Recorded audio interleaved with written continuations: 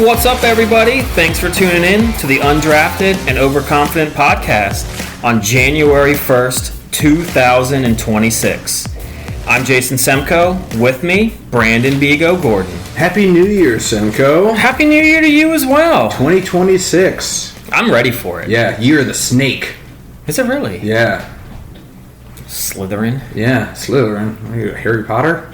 It's about the only thing I know from that movie. And Quidditch. Quidditch. Of course, you know the sport in the movies. Did you know, real quick before we really jump in, because we got a lot to get to, did you know that the national championship for Quidditch was played right here in Richmond like 2 months ago? I don't know if that's a badge of honor or a badge of shame. That's terrible. You know, a made-up sport from a fantasy novel about child wizards. And I'm guessing that it's grown-ups playing that game. It was mostly colleges in it. Are you serious? Yeah. They getting some of that NIL? That Quidditch team? Get the best Quidditch players? From the highlights I saw, maybe not. But they get into it, man. What do they call that person that's always just chasing that gold ball around? That I don't even know. The chaser or something? I don't know. But yeah, you should tune in, see what it's about. Potterheads, yeah. Correct us. Let us know. Email us. Yeah. But yeah, man, 2026 is here. 2025 in the books. It'll always have a soft spot in my heart because it's the year of the start of this amazing podcast and this journey that we're on right now. But we're moving forward. We're moving ahead. Year of the Snake, like I mentioned. New Year's is always about resolutions. I don't know if you build into that or if you believe in that or if you even get a resolution going with the missus or by yourself. Do you internalize a resolution? What do you do? I generally have been one not to do a resolution. But I think I need a little bit of motivation. And I think I have a good one. And it is actually thanks to our buddy DW. Oh, D-Dubs, okay. The other day, he texted in our... we have like a running group chat with a few of our buddies. We do? We do. Oh, okay. You want to join? No, I'm not in it. No. Yikes. You don't run. Oh, it's the running one? Yeah, running. I do not want to be in that one. Okay, that's fine. You guys all post your mileages. Oh, yeah, PR. Yeah, it's like, I did 8 today. I did 4 today. I'd be like, I walked downstairs. You could post it. We'd help motivate you. Excuse me. That's what I have to say. All right. But yeah, so how did he motivate you? What's your resolution? Well, he came up with a plan for himself. And one thing I've realized about myself is I generally don't come up with my own long-term, whether it's like running, working out. Goals. I need somebody else to set something. You know, if Todd French wants to run a trail marathon. I can see that. I can see you need someone to challenge you. I do. I need you. I don't think you do. Okay, now I'm doing it. And then I'm going to try to do better than the ones that have been like thinking about it and wanting to do it this whole time. That's kind of how I operate. I'm going to beat you at your own game in a shorter window of time just to show you that I'm better than you. That's kind of how That's kind of how I think this is going to go. Yeah. All right. So now I'm eager. What are you going to quite literally lap DW in? So he wants to run a mile in under 6 minutes. Okay. By the end of the year. Look at him. We're over 40, so that's pretty impressive. And I was like, you know what? I need something like that to really keep me going, work on like some speed, stuff like that. I was like, I'm going to do it. So yeah, went out today. Ran a mile as my baseline. Okay. Old Jason would be a little disappointed, but I think 40-year-old who hasn't done much in so long, 6 minutes and 41 seconds. Yeah, you're there. You're already there. That's your first. You got to shave 40 seconds off? It wasn't pretty, and I would like to kind of... Yeah, I ran out the gate pretty fast and was doing like a 6-minute pace for, 0.4 miles, and I looked at the watch. I was like, I've only gone this far. I'm not going to make it. I was like, do I just stop at a half mile? I was like, no. I did a half mile at 6 minutes. But build on that. Another goal is to want to run at a good pace and feel comfortable. This was not comfortable. And get at least somewhat to where I used to be. But I think that'll be a fun goal. Because we've done before where we tried to do like 700 or 800 miles in a year. And that was good motivation to like continue to run on those days when maybe you didn't want to get up. Mm-hmm. But do it because you wanted to like get to that marker because you kind of wanted to stay consistent each month to make it easier. So I think this would be a good goal to kind of at least kind of keep myself honest. Okay. All right. What about you? Very wholesome. I don't believe in the resolution thing. I don't. I think it's just such a if you want to better yourself, why do you got to wait until New Year's to do it? Just if you have something you want to resolve or be resolute about, do it now. Like, I hate that you have to decide that, okay, it's going to be January 1st. New year, new me. There could not be a term that I dislike more than new year, new me. It's the same you. You're such an old man mentality already. I love it. The old you by 6 weeks. 6 weeks you'll be back to the old you. My wife was talking about this because she actually used to work as a personal trainer in a gym. We were talking about this today. And everybody knows that the laziest resolution is like, I'm going to go to the gym more. That's the quintessential gray matter. That's what you're doing for New Year's. Is I'm going to go to the gym more. And she used to have bets with her personal trainer buddies. It's like, what day is it where we see the massive drop off of all those people that said they're going to go in and be committed and be consistent? What's the drop off? And it landed at right around 12, 14 days. I was going to at least give till the end of the month. No, they said they started to see this. She said she saw the sheer drop off start right around 12, 13, 14 days. That makes sense because I think now, a little older, getting back into, because I've had my ebbs and flows of working out. And for about the first 2 to 3 weeks, it hurts. And you're in a lot of pain. And you almost think that if this is how it's going to be, then what's the point? Right. But then, I don't know, you wake up one day and all of a sudden you don't feel as sore and you feel good. You're not drained of energy. But it's kind of after that, like 3 to 4 weeks. And so I think those people then are maybe like, yeah, I'm not going to deal with this if this is how it's going to be. They're so close, though. I mean, I know. The other thing that my wife told me that apparently she's read a lot into is that it takes 21 days to build a habit. Yeah. 21 days. You heard this? Oh, yeah. 21 days to build a habit. Get to that 3 weeks. Get to that 3 weeks, and it's going to start feeling like a routine. And you're just going to keep doing it. And that doesn't have to be just working out. It can be anything. Go to sleep earlier. Wake up earlier. Eat right. Whatever you want to do. Speaking of eating right, I do this every year. I will say I'm one of those that, new year, new me with my sweets eating. My parents, my mom, gave me so much candy for Christmas. My wife gave me so much candy. I don't want to just eat all that candy. No. But the last night, of 2025, you're like, I'm allowed to. I ate about as much as I could. Shoveling it in your mouth. And being like, tomorrow, I'm going to start clean. So far, so good. Okay, all right, we're on day one. 1 day in the books. Threw out a decent amount of it. I did eat a lot of it throughout from Christmas to New Year's. But, yeah, last night was like I really don't want to keep this in the house anymore, right. So I'm just going to try it out? Or you ate it or you threw it out? Yeah. A couple of them, unfortunately, weren't actually that tasty, so it made it a little bit easier. Okay. But I definitely had enough. And then we still had some dessert left over from when my parents were here. Ate a couple of those, like cheesecakes. Mom was giving you almond joys. You're like, get out of here, almond joys. I don't want almonds in my candy. Gross. Yeah, that's too healthy. Yeah, no. Flora's the same way. She, we got sugar cookies for the kids for New Year's. And we've got a pack of them because I can't buy two. Like, they don't come in packs of two. 12 or 16. Yeah, right? So they're right there. Help yourself. I'm going to try and coax you. I'm going to be another person that's just going to knock you down. You got your wife, you got your mom, and then you got your podcast, bro. We're all going to be trying to bring you down to our level. I don't stand a chance. But she's like, these need to get out of my face. Get these cookies out of my face. I don't want to see them. I don't want to smell them. And then the kids are eating them at the table. She's like, why? So she's the same way. Maybe this is how I was brought up in my Midwestern times, my Midwestern parents. I can't throw food away. Okay. I can't throw food away. So I shackle between, am I going to eat this horrible food that's horrible for me, or I'm going to let it go to waste and it's going to gnaw the back of my head. So the only other alternative is that I give it away. Yeah, bring it to work or bring something. It to the office, exactly. Yeah. So that's the go-to. It's like if you're like, I need to get it out of my face, but I don't want to be wasteful, I'm just going to give my coworkers diabetes instead. Let's just do that. That's the option. Give them the decision, Yeah, it's your choice. It's your choice. Yeah. Give it to your kids. Get some childhood obesity going. Let's beef that up a little bit. We're losing our track. We're still number one in the world, but... Ooh, we're falling back a little bit? Well, China's catching up, apparently. There's a lot of childhood obesity in China. It's just China, USA, and a race to everything. Good or bad, it seems. Dead heat. But yeah, so we type our resolutions. I don't really believe them. I'm glad that you do. If it works for you, good on you. For me, I'm more of if I identify something, I'm not going to be like, that'll be my... That's the worst, when they're like, I'm going to wait until the new year to... No, do it now. What are you doing? That has become, I think, a popular thing. Wasn't that something in September or October?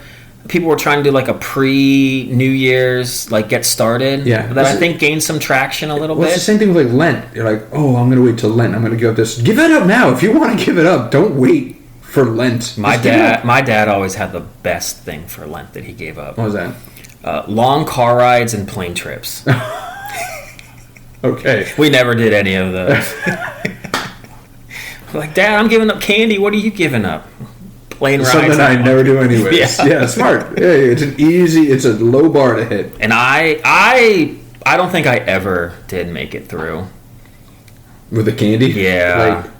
Like, day 28, you're like, ugh. It'd be something like that, but it was never like day 2. Those Twizzler nibs are calling my name. I mean, after so long, and just every kid's got candy. Yeah. You know, soccer games that used to be, or soccer practice, have some candy. Yeah. But you need that boost, that little sugar boost. I tried, though. I gave it an effort. Okay, A for effort. Thank you. Well, personal resolutions aside, we do have a podcast, and maybe we should give this podcast a resolution. Is there anything you were thinking of? What would be the Undrafted and Overconfident pod resolution for 2026? I think I'd like to see us get on video. Okay. Get on the socials a little bit. Get a little bit more visibility. Yeah. I think we're going to kind of run through to let everyone know. I think last episode, the unedited raw dog version went pretty well. Yep.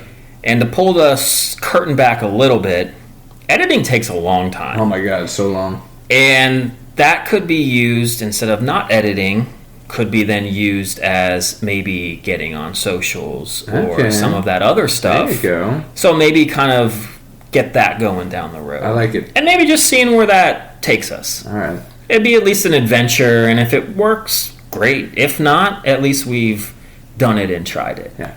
My resolution is we get our first sponsor. I don't care who it is. I don't care if it's the Penn's diapers. I don't care if it's the chocolate laxatives. I don't care what it is.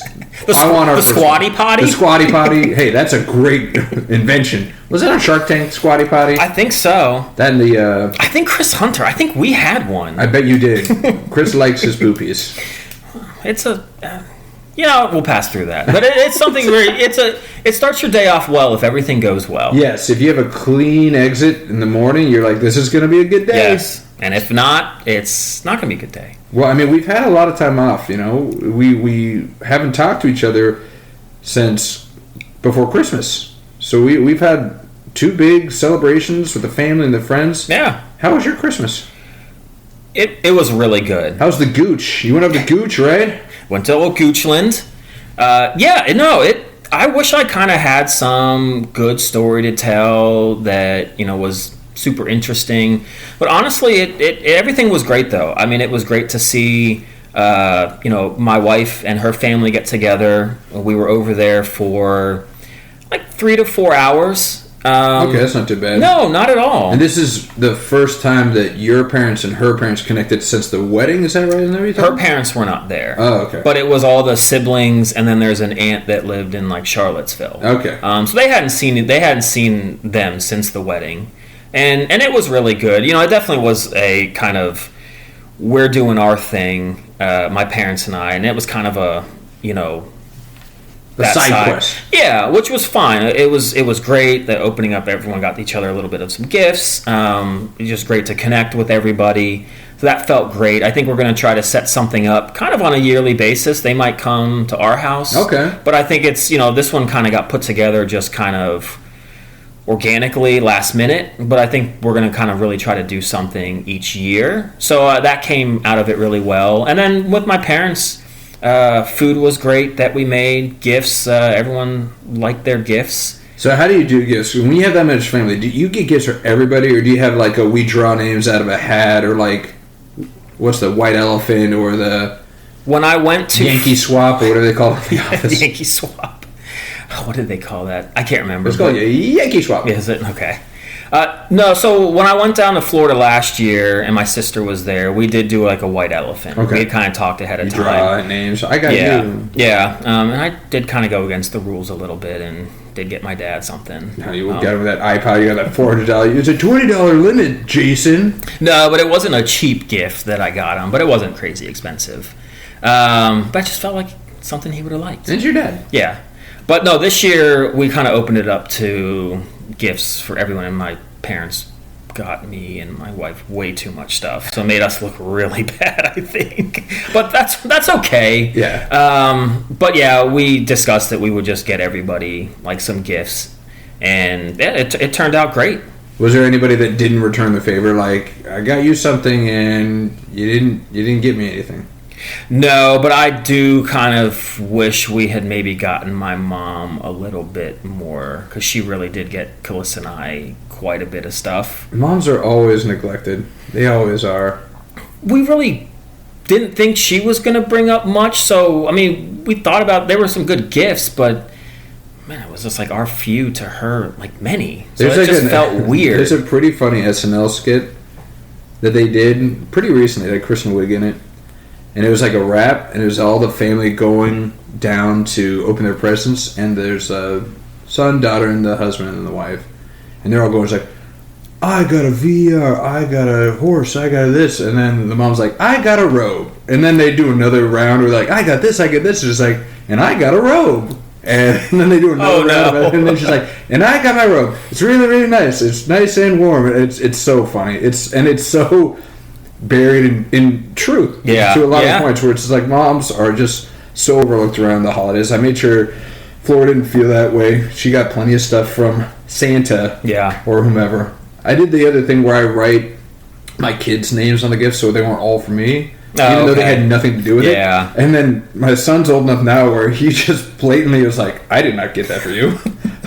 She's like, oh, thanks, Wes. She's like, I didn't do that. I've never seen that. I've never seen that before in my life. Man, I was like, just play along. You're welcome. I'm helping you out. Don't crack open that piggy bank. You're welcome. Did you have a little talk afterwards like, hey, man, sometimes we got to just play the game. Like, don't look a gift horse in the mouth. I'm the gift horse. Nay. But that's the other thing. But the reason I asked you is that there's always those situations where it's super awkward where if you give them a gift and they don't get or you get a gift from somebody, you're like, I didn't think we were doing gifts.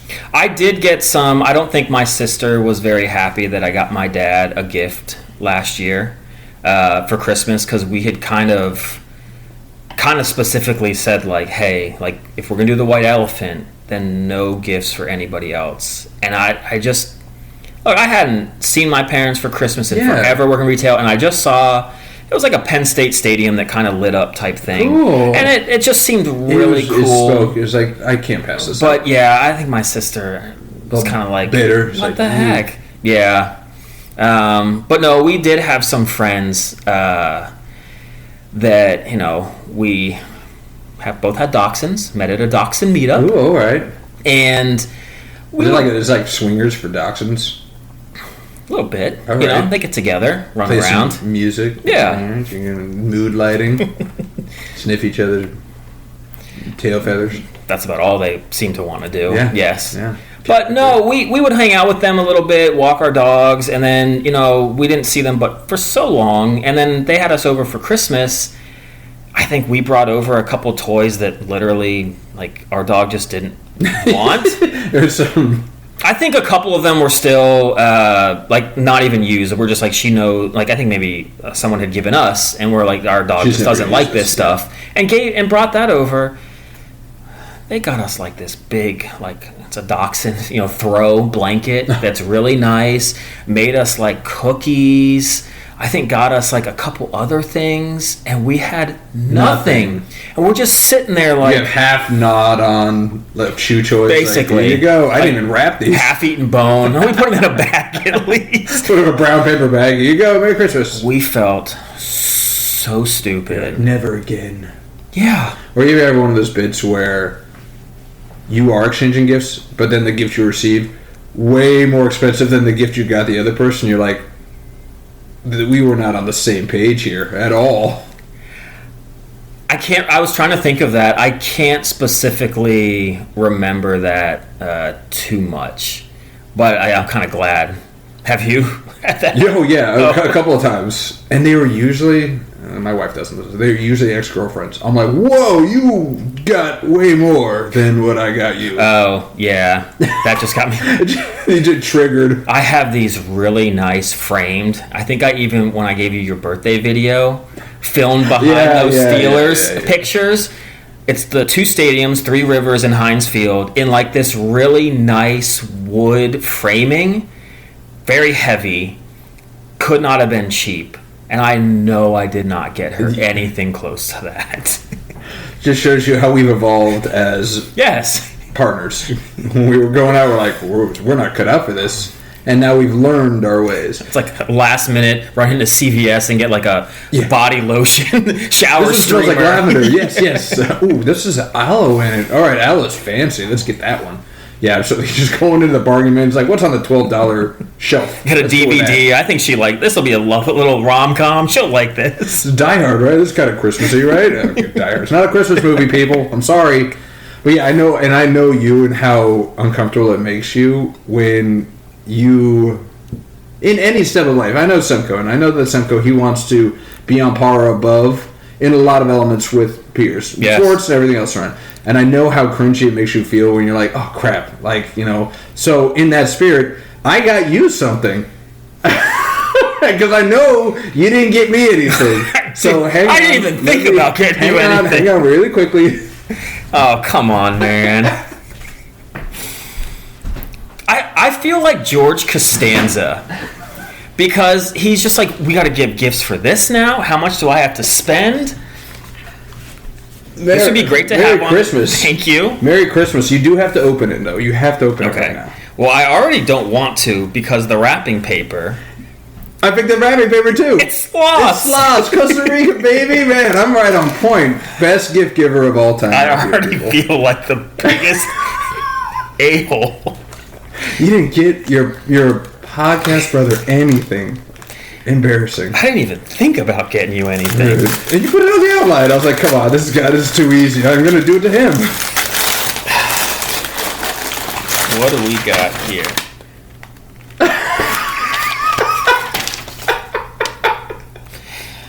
Merry Christmas, Semko. Tell the people what you got. What did you get for Christmas from your best buddy, Vigo? This is such a great gift for you to give me. Yes. I hate this gift with a passion. You love it. I am the proud owner. Very proud.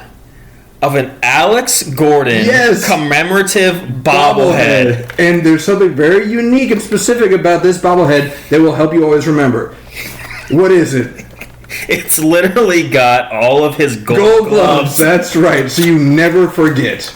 How much did you have to pay to get someone to custom make this? Because there's no way this actually gets sold, right? Oh, yeah, it does. The only thing that I'm devastated about, buddy, is that I haven't gotten Ego to sign it yet. So if you want to keep the box, I will try and get Alex to sign it for you, okay? I mean, I'm not going to... This is actually... It's, like, Very legit. Cool. Yeah, it's a legit bobblehead. It's kind of heavy. Look at the back of the jersey. You know how he always used to wipe his pine tar on his jersey? Right like that on it is actually... It's realistic. It looks good. I'm not going to turn down an autograph from a professional. I know. And you're going to keep that for life. It doesn't do him justice in the face, though. I mean, most statues don't. But here's the other thing. At least it's not Dwayne Wade or Cristiano Ronaldo. Oh, yeah, those were epic. But what did they were about to do? 8 gold gloves. And you see these glorious platinum gloves on his dome piece? Baseball Semko, he might not know this, but platinum gloves. You know what platinum gloves are?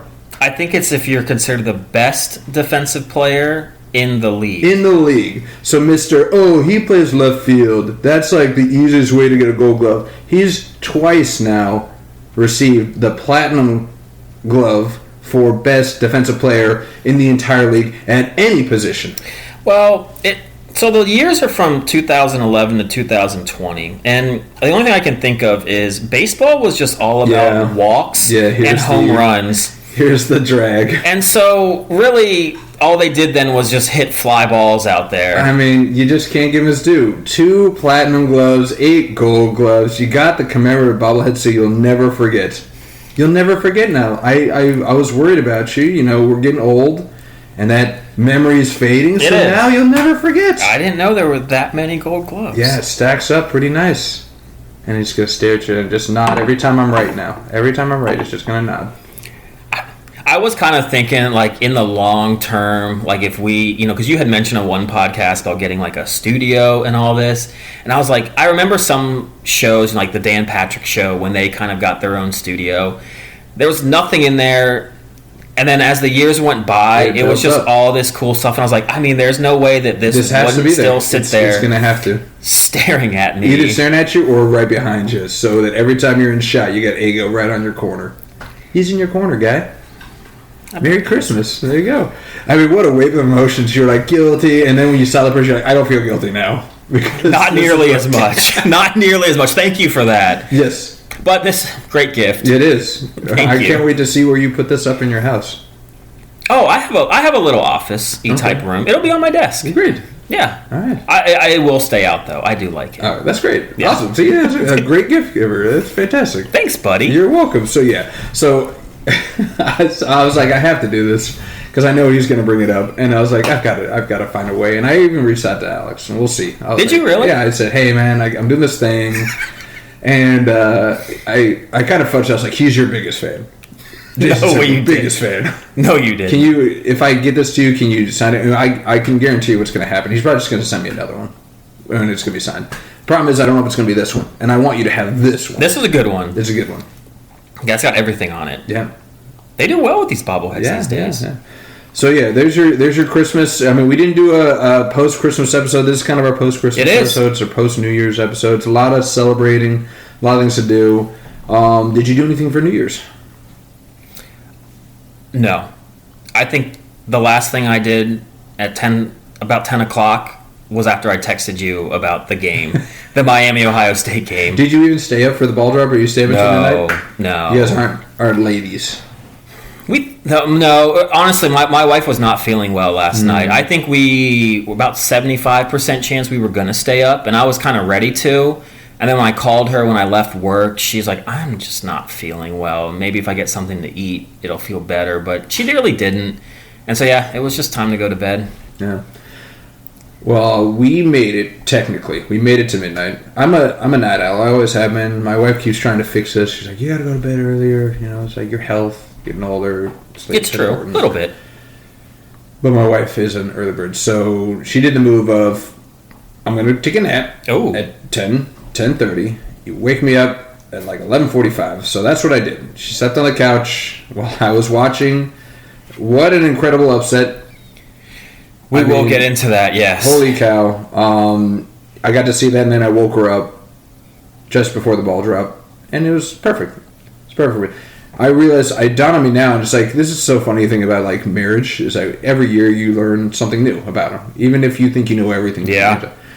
Every year I made a effort to go out and get a bottle of champagne for New Year's. Celebrate. That's the thing you do. Yeah. Maybe I'm just following, I'm a sheep with this type of stuff, but got a bottle of champagne. Find out, I'm not a huge fan of it. I've never been a huge fan of it. So belly doesn't taste that great. It gives me a headache in the morning. It's just not great. Unless you, I don't know, I've never gotten Dom, so maybe that one's good. I have no idea. But I've gotten one it's not cooked, so I'm not getting the $5 bottle anymore. I'm getting like a $30 bottle. She drinks it, I drink it, and I was like, do you want any more? She's like, no, I don't really like champagne. I was like, what? I was like, I get this for you. She's like, you got it for you. I was like, no, I do not like champagne. She's like, I hate champagne. She's like, I'd rather you just give me a shot of tequila. I was like, okay, that's what we're doing for now. Oh, nice. New tradition. Shot of tequila for New Year's. She's like, I'd much prefer that. And I was like, good. No more wasting money on... So you guys have been doing this. You guys have been together. How long have you guys been together? We've been together since... Oh, man. I really hope my wife doesn't listen to this episode because she's going to kill me. I think it's been since 2017 we've been together. Okay. So we're almost on 10 years. Yeah. So all that time, for 6. All that time you guys have been... Just going through the motions. Yeah, getting the champagne, just thinking that this is the right thing to do. Instead of just talk to your spouse.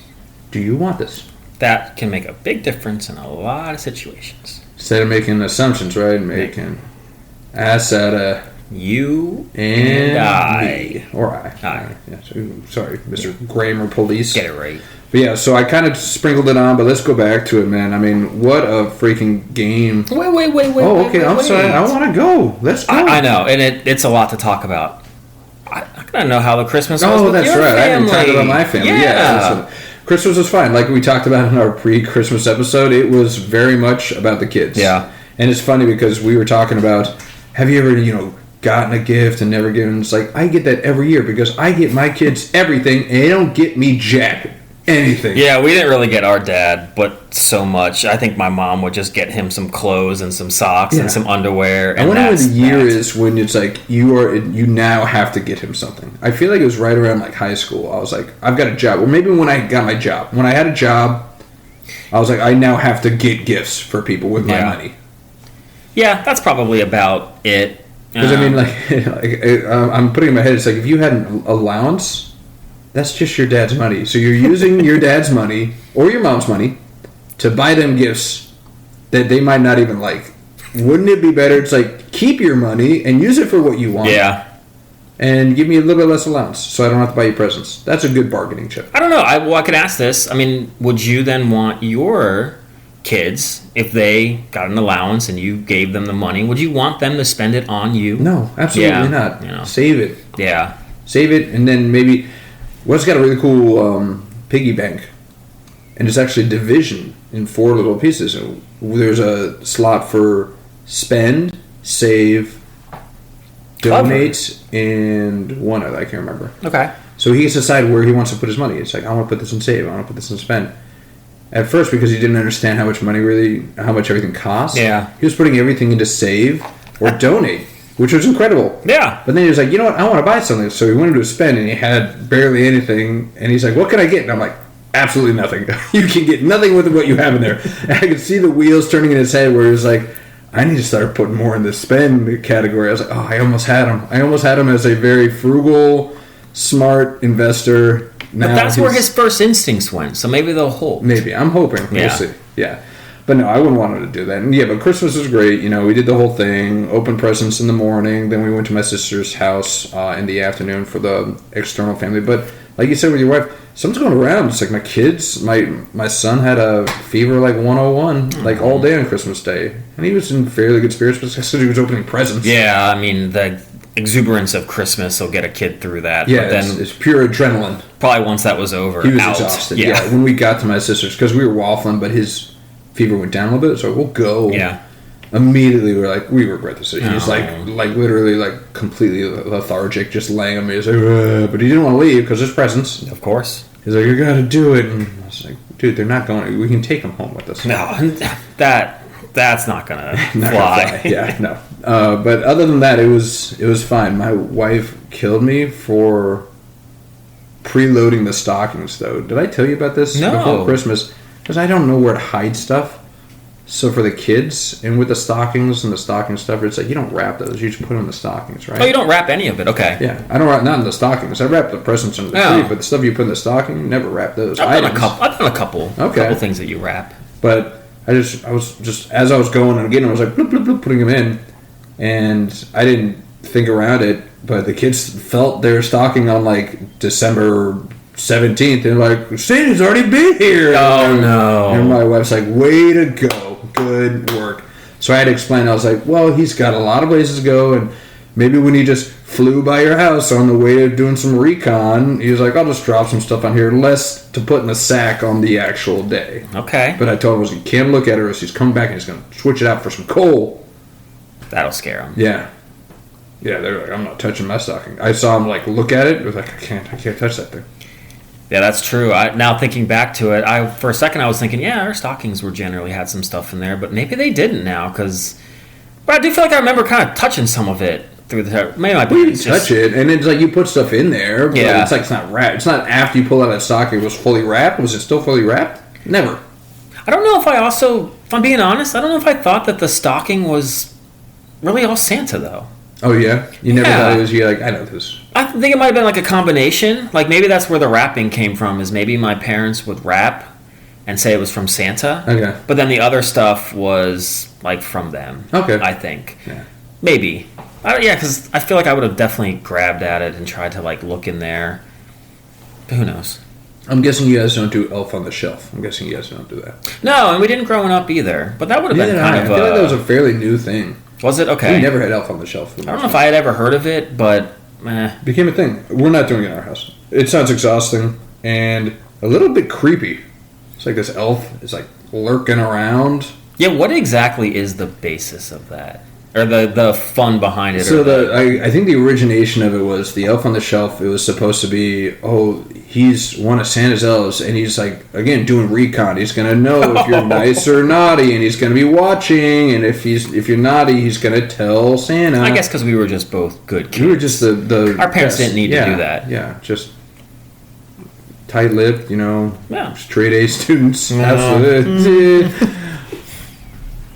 But yeah, it was supposed to be the Elf on the Shelf. Supposed to be this like watchdog, really, and it's again super creepy. It's like the thing's like stalking you, like watching you wherever you go. It's like the song itself is like he sees you when you're sleeping, he knows when you're awake. That's creepy enough. And then you got an elf that's doing as well. And then it morphed and it evolved and it mutated into this thing where like the parents got a kick out of this. I'm like, when I see this stuff, I'm like, you guys have way too much time on your hands. Where they're like putting them in provocative poses, like. There's an elf on the shelf on a stripper pole, or he's on the toilet, or he got into the popcorn, or something like that. You have way too much, and it's not for the kids. You're doing that for social media. Like, it's not. They might get a quick chuckle out of it, but it's exhausting. And I'm like, where do you find the time? Like, do something else productive. This is what the best use of people's time is now, though, is letting other people know what they do with their time. That's so funny. Nobody thought of this. Let's make them have little dollar bills, like chucking it at the half naked Barbies or something. Let's do that. Elf on the Shelf and Barbie getting together. All right. I hope that Kent's gonna get jelly. Yeah. But yeah, I think we need to dive into. There's so much. I mean, there's been so few games, but so much to talk about in each one of those single games. Yeah, and I mean, Semko, your predictions. I mean, not great right now in college football. You're batting 1,000 on whiffies. You're the Adam Dunn of college football predictions, just 20 Ks a year. And Joey Gallo, all of them. I need to convert to being like a pitcher, or just stick into the NFL like Joey Gallo's doing, trying to be a pitcher now. But yeah, I would like to defend my picks a little bit later after we discuss the games, because I think I can kind of justify why. Now you might think I was stupid for making these picks, but I think I can kind of try to save myself a little bit. All right, for those of you that need a recon of what he's talking about, we did our college football playoff predictions game by game. This round, we're into the bye week round, right? We the people that had a bye week, they play this week. I was already in a hole because I unfortunately put it on paper/text that Texas A&M was going to be the team I was going to pick. Yikes! Yeah. So luckily you had a mulligan. You could do it over. It didn't go much better. No, it didn't. Oregon, Texas Tech. Texas Tech team, you had winning the whole thing. Oregon, Texas Tech. Boom. Oregon. Alabama, Indiana. Yeah, you confident on Alabama. Confident on Alabama. Indiana throttled. Alabama. Throttled. Your boy Ty Simpson out. Fractured ribs. Yeah. Did you read that? Yeah. Brutal day. It wouldn't have mattered if he was there the whole game or not. That was just a rough licking right there. And then the big one, Miami, Ohio State. I really thought, we both thought that Ohio State would take that Indiana loss as motivation and come out guns blazing. But man, Miami was playing grown-ass football all game. I think I said it after they beat Texas A&M, that if that defense had played like they did against A&M, they would have gone undefeated. That front four, and then they did some timely blitzes, causing havoc. Havoc, man. And they just really seem to bring that energy, and I don't know if it's a chip on their shoulder, whatever it is, but that is not the same team that you saw kind of midway through the season. I think it's a combination of that, but it's also, this was kind of an eye-opener for not only Ohio State fans, but really college football fans in general, that saying he ain't ready. No. Like, that pick six was such a horrible throw. Guy did make he read it from the start and beelined it without hesitation. I want to give him a little bit of credit. It was a great play. And Jeremiah Smith, because he bolted so fast that Smith didn't even have a chance to try to make the block. But I think that was a good heads-up play. But, yeah, I don't know. That just maybe – I don't know if you can not go ahead and throw that or you just never assume that guy's going to do that. I don't know. But he didn't really impress much of the game. None of the game. Jeremiah Smith is. When he went long and caught that long ball. He had that defender beat so bad, so early. Thank God Sayin kind of put it close to the safety, and the safety was there. But he's. Just but again, that's my point. Yeah. Saying any other. Not any other college football, but I could name off 10 other college football quarterbacks that would have hit him right where he needed to be, where he wouldn't have missed a beat. And again, those two plays are incredibly correlated. That long ball he caught 2 or 3 plays later was the pick 6. Yeah. So if he just led him correctly, ran all the way, and the Jeremiah Smith touchdown, that was all Jeremiah Smith. It was. He did a slant, and then he outmaneuvered like 5 defenders. Yeah. So it was so eye-opening to me that it's like, wow, this really is Jeremiah Smith and company. It's not the same show. He was not ready. I hope he is, but he looked just deer in headlights for most of that game. And again, it's an old adage, but Miami, they controlled the line. They did? On both sides. And that was enough. And I just can't stand that I got to watch Carson Beck for another week. I will say this. I've said before, I think a few times, where I do always kind of like seeing a guy that, for whatever reason, I would have loved to have seen Johnny Manziel kind of turn his season around or turn his life around. Carson Beck, I think, you feel like he left Georgia, wanted to go to the NFL because he thought that he was a 300-plus yard passer, wanted to throw deep all the time, and went to Miami, and he's driving the Lamborghinis. He's trying to date, one of the Cavender twins, and wants to make it more about himself than the team. He looks like he has bought in to what Miami's trying to do. They're going to lean on their defense. They're going to be a run-first team, and Beck is not going to make mistakes. The A&M game, he was getting blasted. But the throws that he would throw deep that weren't connecting, they were overthrows. He wasn't throwing bad balls. And man, I'm not gonna lie, when he ran to pick up that first down, I got some goosebumps because I was like, the team's gonna love this. He's not a runner, and he did it, and he lowered his shoulder, lowered the boom. He's a big kid. He's like 6'5", like 230. But he doesn't like doing that kind of stuff. No, he doesn't. But he's bought into what they're trying to do. And honestly, if the Carson Beck that we kind of expected during the regular season, which we were right about because he threw 4 picks against Louisville, he just said, look, we're winning 3-0 against A&M. I'm not going to make a mistake. And he did the same against Ohio State. He just didn't want to make a mistake. And, if he continues to do that, and that's the thing, right, is if they need to throw, he can still do that. He might end up throwing the 2 picks that cost him, but he could also lead them on a comeback. It's a dangerous team right now. I feel like you're leading to the point where you're right. It's like Miami will have a fighter's chance in any of these games if they can stay on schedule. Yeah. If they can stay in this game plan of lean on the defense, have methodical time and minutes after minute drives that take 8-9 minutes. Fletcher can also, he opened the game against Texas A&M with that long run in the 4th. He hit a couple longish runs against Ohio State to change field position. That guy's been their MVP for these first 2 games, in my opinion. The defense, I guess, but his running and keeping a defense stacking the box and still getting the yards, it's been impressive. But it's wild. When I was watching that game, I was like, come on, Ohio State, just turn it on. Yeah, what are you waiting for? And just felt like a lot of times they were just playing in slow motion. Like, how are you guys not making this? So I was definitely disrespecting Miami. Yeah. But who wasn't disrespecting Miami is the committee. And, man, are they just resting on their laurels that they can just say that they got it right? They did. I think the way they went about it was terrible. But just like when, talked before, Ohio State, when they put in Cardell Jones and no one wanted it and they won the national championship, even if Miami doesn't, I guess they've got for the next 2, 3, maybe 4 years. I'm not really going to question them as much, right? They beat two incredibly strong teams. Yes. Texas A&M and Ohio State. They don't have to go any further. Both one-loss teams. They have said they've already proven that we were supposed to be here. Yeah, absolutely. So the committee's just I don't know if they're like, whoo, or if they're like, we knew the whole time.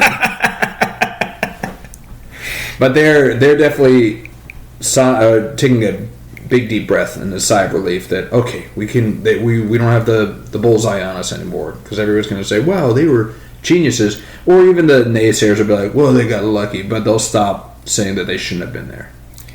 Oh, yeah. I mean, hey, they obviously proved it. It just, maybe they should just left Miami ahead of Notre Dame. Yes, that's what I was saying the whole time. I know. I've been saying that the whole time. But I will say, I didn't say that Ohio State was going to beat Miami the whole time. No, you didn't. That's a good call out. And I did pull the text on the last one where I was right, and I called your boy freaking out, Marcel, and just choking in the moment. So I got to give credit where credit's due. We've got guys. We have a new Miss Cleo in the house. Semko has taken my moniker because I'm pulling the scripts again. And yesterday I'm looking at it right now at 12:57 p.m. out of the blue, Semko texts me. For some reason, I'm getting the vibe Miami is going to win tonight. Called it. Yeah. Dead to rights. Called it. And I leaned into it. I was like, all right, ballsy. I was like, I'm not that confident, but I was like, I'll take an alt spread, and I'll run with the Semko tingle. Win some cash. Got him at plus 7.5 at, what was it, plus 133. Made a little bit of change out of Semko. We talked about this. You need to start bottling these tingles and sending them out and sharing it with your boys so we can start profiting. The last one I had that I put out, I didn't put this out to our friend chat. No, it's just me. But I did put out there before the Super Bowl. I was like, I think the Eagles are going to win by double digits. Yeah, man. I did have that one. So they don't happen all the time, but I will say, I will thank you, as much as I don't want to, but I want to be honest, I will thank you for kind of making me change my mind about Miami, because it's something you said in our last podcast. Ohio State, when they played a really good team, really did not look good. And it was really true. I mean, the offense just didn't click at all. And maybe saying, I could only kind of think of it as you have, a kid that goes from college to the pros and beats up on the college kids. Basically, some of these teams are like little high school teams, and then he actually plays, quality talent. And not saying that he might not do it next year, won't be a good quarterback, but he really has really kind of fallen flat. And I was like, and Carson Beck, I don't know. He could be the better quarterback. And I said it many times, I'm kind of a quarterback. I look at that matchup a lot, and if Miami's defense was going to play like that, and I kind of thought that they would, I was like, I don't know if Sayan's going to hold up. Well, then you also have to talk about just seasoning, right? Beck's been over here for, 3-4 years. This is Sayan's first year in the limelight. Hopefully this is something that he'll learn from, and he'll get better. I mean, heck, he's still playing for the Buckeyes. So. The only problem with that, though, is who knows who they might get to transfer in that might take his spot. Oh, you think that he's on a hot seat? I mean, Ryan Day's already on a hot seat. Just won the national championship last year. He's lost 2 games this year. One to the team that we're going to get to in a second. Looks like they're going to roll through everybody. Yeah. And Ryan Day might get fired. And then he lost to probably maybe the hottest team that could also go on to the finals. And he'll lose his job. So, saying if one of these transfers wants to come in, I don't think he's got a safe job. Yeah, so fingers crossed they let Ryan Day go. So I'm kind of off Matt Rule after that horrible Nebraska Bowl game. That was rough. And we lost our quarterback. So if Ryan Day becomes available, let's bring him on down to Memorial Stadium. Let's go, yeah. He's a good coach. He's a great coach. Yeah, he is actually a great coach. It's just when you need to win every single game. Jeez, so much pressure. By 10-plus points. Yeah. Yeah. That's brutal. But yeah, I mean, now we have a brand new piping hot new storyline to kind of go through this. With Carson Beck beating Ohio State, and we're watching real time, guys. We're watching Georgia finally take the lead over Ole Miss, because it was getting kind of nail-bitey there, but they're now up 21-12. we have a potential of Carson Beck coming back to play his old school in Georgia in I guess this is the semifinals, right? Yes.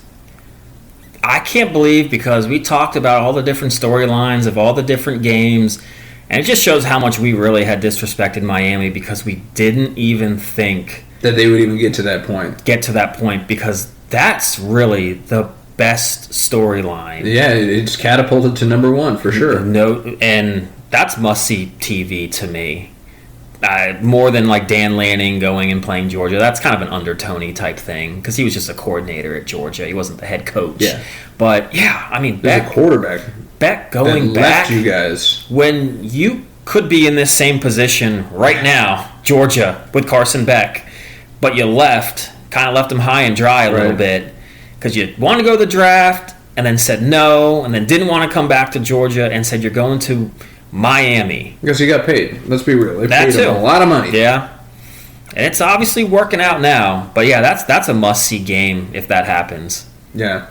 Well, Georgia, again, they were making me nervous because they were my natty champ pick. And for a little bit there. I think they had a pick six in there after they scored a touchdown. That's what they do. To open up a little, yeah. There we go. Deep breaths. But, yeah, so Georgia looking like they're on their way, but nothing's done. You know, anything can happen. College football, we've seen that so far easily. But we do have two other games that are in the books from today. Yeah. And we can start out with either one. Either of them are going to be real punches in the gut for you, but I'll let you lead. Which one do you want to start? Let's just start with the first game. So rip the Band-Aid. Texas Tech, Oregon. I don't know. Texas Tech's defense came to play. I mean, how many fourth down stops they had. Yeah, it's incredible. But the offense, they had the ball for 8 minutes in the first half. That just was not a good recipe. And Oregon, I knew it was going to be a tough game. I said that the winner of that game was probably going to whoop, maybe not now, but whoop Indiana or the Alabama winner. Yeah, you took whoever won this game, and you had pretty much them running to the Natty Championship. I did. I thought it would be a close game. I just thought maybe Texas Tech's defense, which it did show up. It just eventually they got tired because the offense could not stay on the field for and then when they did, the quarterbacks of the teams that I love to throw these red zone interceptions. Another choke job. My God. Yeah, I mean, what's crazy is, and I was thinking about this because you had been very high on Texas Tech for a while now because of how much money they spent on these players and how much money they were throwing in NIL. Yeah. But what blows my mind, because I was thinking about this and I was like, and I looked it up. I was like, okay, well, who did they get? And they covered offensive line, defensive line, running back room, wide receivers, DBs. The one position they didn't spend any money on was quarterback. Look, Ken Dorsey won a national championship with Miami, almost a second, with just great players around him. So it could happen. It could happen. But if you're going to dole out all that money, why wouldn't you try? Greg McElroy won one with Alabama. You're talking about before NIL. We're talking about NIL. Now you don't have to suffer with, I just got to go with a game manager. I can go out and buy. If I'm spending all that loot, why would you not spend it on Carson Beck? You could have Carson Beck come to Texas Tech. They had the money for it. And they let this guy, and I understand that he'd been with the team for 3-4+ years, so they're like, he knows the system. You bring in these other players, his game could probably elevate. I'm sure in practice he hits every throw. But man, he showed that he was. Yeah, I know. Yeah, that was tough, man. That was really tough. That was tough because he had a lot of emotion on the sidelines. He was definitely feels like he let the team, let the fans, let the city down. So he did throw in a red zone pick. Yeah, he did. He did not have a good game, and it just stinks when you see a kid who's obviously wants to do well really struggle. Yeah. So we're simpatico in some ways. My Super Bowl champ out. Yeah. Your college natty champ out. First game in the natty playoffs. At least your team made the playoffs. Okay. So we're on to the next one where you were so confident on Alabama beating Indiana, and boy, did they make you look foolish. Really did. That hindsight on that one, I want to kind of argue my Texas Tech pick here in a second. Okay, well, we can go back. Go ahead, argue. Oh. Yeah. So I think a lot of people are going to say the same thing about Texas Tech, and you kind of alluded to as well, from the Big 12, didn't play like a tough schedule. Okay. Miami's the same thing. Miami from the ACC conference is probably just as good as the Big 12. Look at them. People are now jumping on that bandwagon. So I kind of picked the wrong underdog team, but you can't just say you picked a team from a bad conference to make a run when we're seeing another team from a bad conference doing exactly that right now. See, and you're kind of making my argument that I've been made this whole time about some of these like mid-level teams. You run the table, you get one loss in a full season. That's not easy to do, no matter who the opponent is. If you're able to do that, you have to be fairly good. You have to be pretty consistent, and I think it's enough for you to have an argument of being positioned in these opportunities. I'll give you for like the ACC, Big 12, but like that's it. I was thinking about it. I was re-listening to our last podcast, and one of the points I should have made was, I mean, what conference does James Madison University play in? Can anybody out there, or even in the state of Virginia, we don't know what conference they play in. If you don't know that, they shouldn't be in the college football playoff. What conference is Tulane in? I want to say Conference USA. I don't know if that's right or not. I think it's Conference USA. But either way, yeah, I understand. You don't know where these people are. You don't know who half of their opponents are. You don't know who's in the conference with them. But SEC or ACC and Big 12, to your point, it's a big conference. It might not be as big as, the SEC and Big 10 now, but it's nothing saying that they couldn't be at some point. So to your point, that you're not wrong, I think, in that, and I think I did jump a little bit more neglecting those conferences, but yeah, you see a lot of NFL talent come from those conferences. So you are right, getting through that long trudging now season where I think the winner of the national championship, or the two teams that play, I think they're going to end up playing more games than like the NFL regular season. Insane. They've elongated the season so much now. They have to consider at some point, and we'll get into, the Indiana and Alabama game, but just because we're on the topic right now, but just for the players' health, they can't keep doing this. Are they going to keep that long of a regular season schedule as they expand the college playoff? They can't. There's no way. They shouldn't. That's kind of what I've said is the more teams you let into a playoff, what's the point of having a longer regular season? Yeah. So you shouldn't. I don't know. I think Dan Lanning had a great point, though.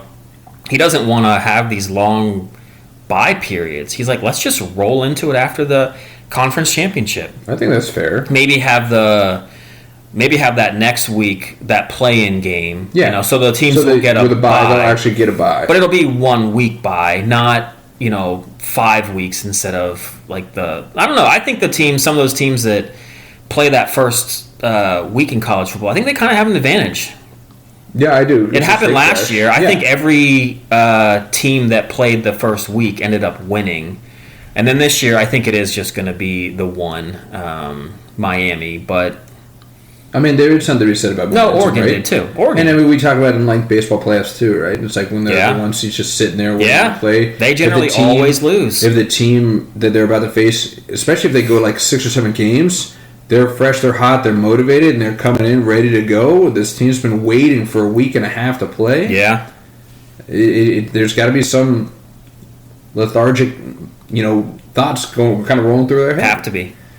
But yeah, Alabama's offense looked lethargic in that game against Indiana. I called it. Mendoza got to go home to Cali. Yeah. And the Rose Bowl, which looked like a freaking swamp. So wet. Did you see that? Yeah, because they're having those crazy storms. Yeah. It was almost a shock that I thought they could almost get the chance of canceling it if it got bad enough. It's crazy. They're not used to that stuff there. No, they're not.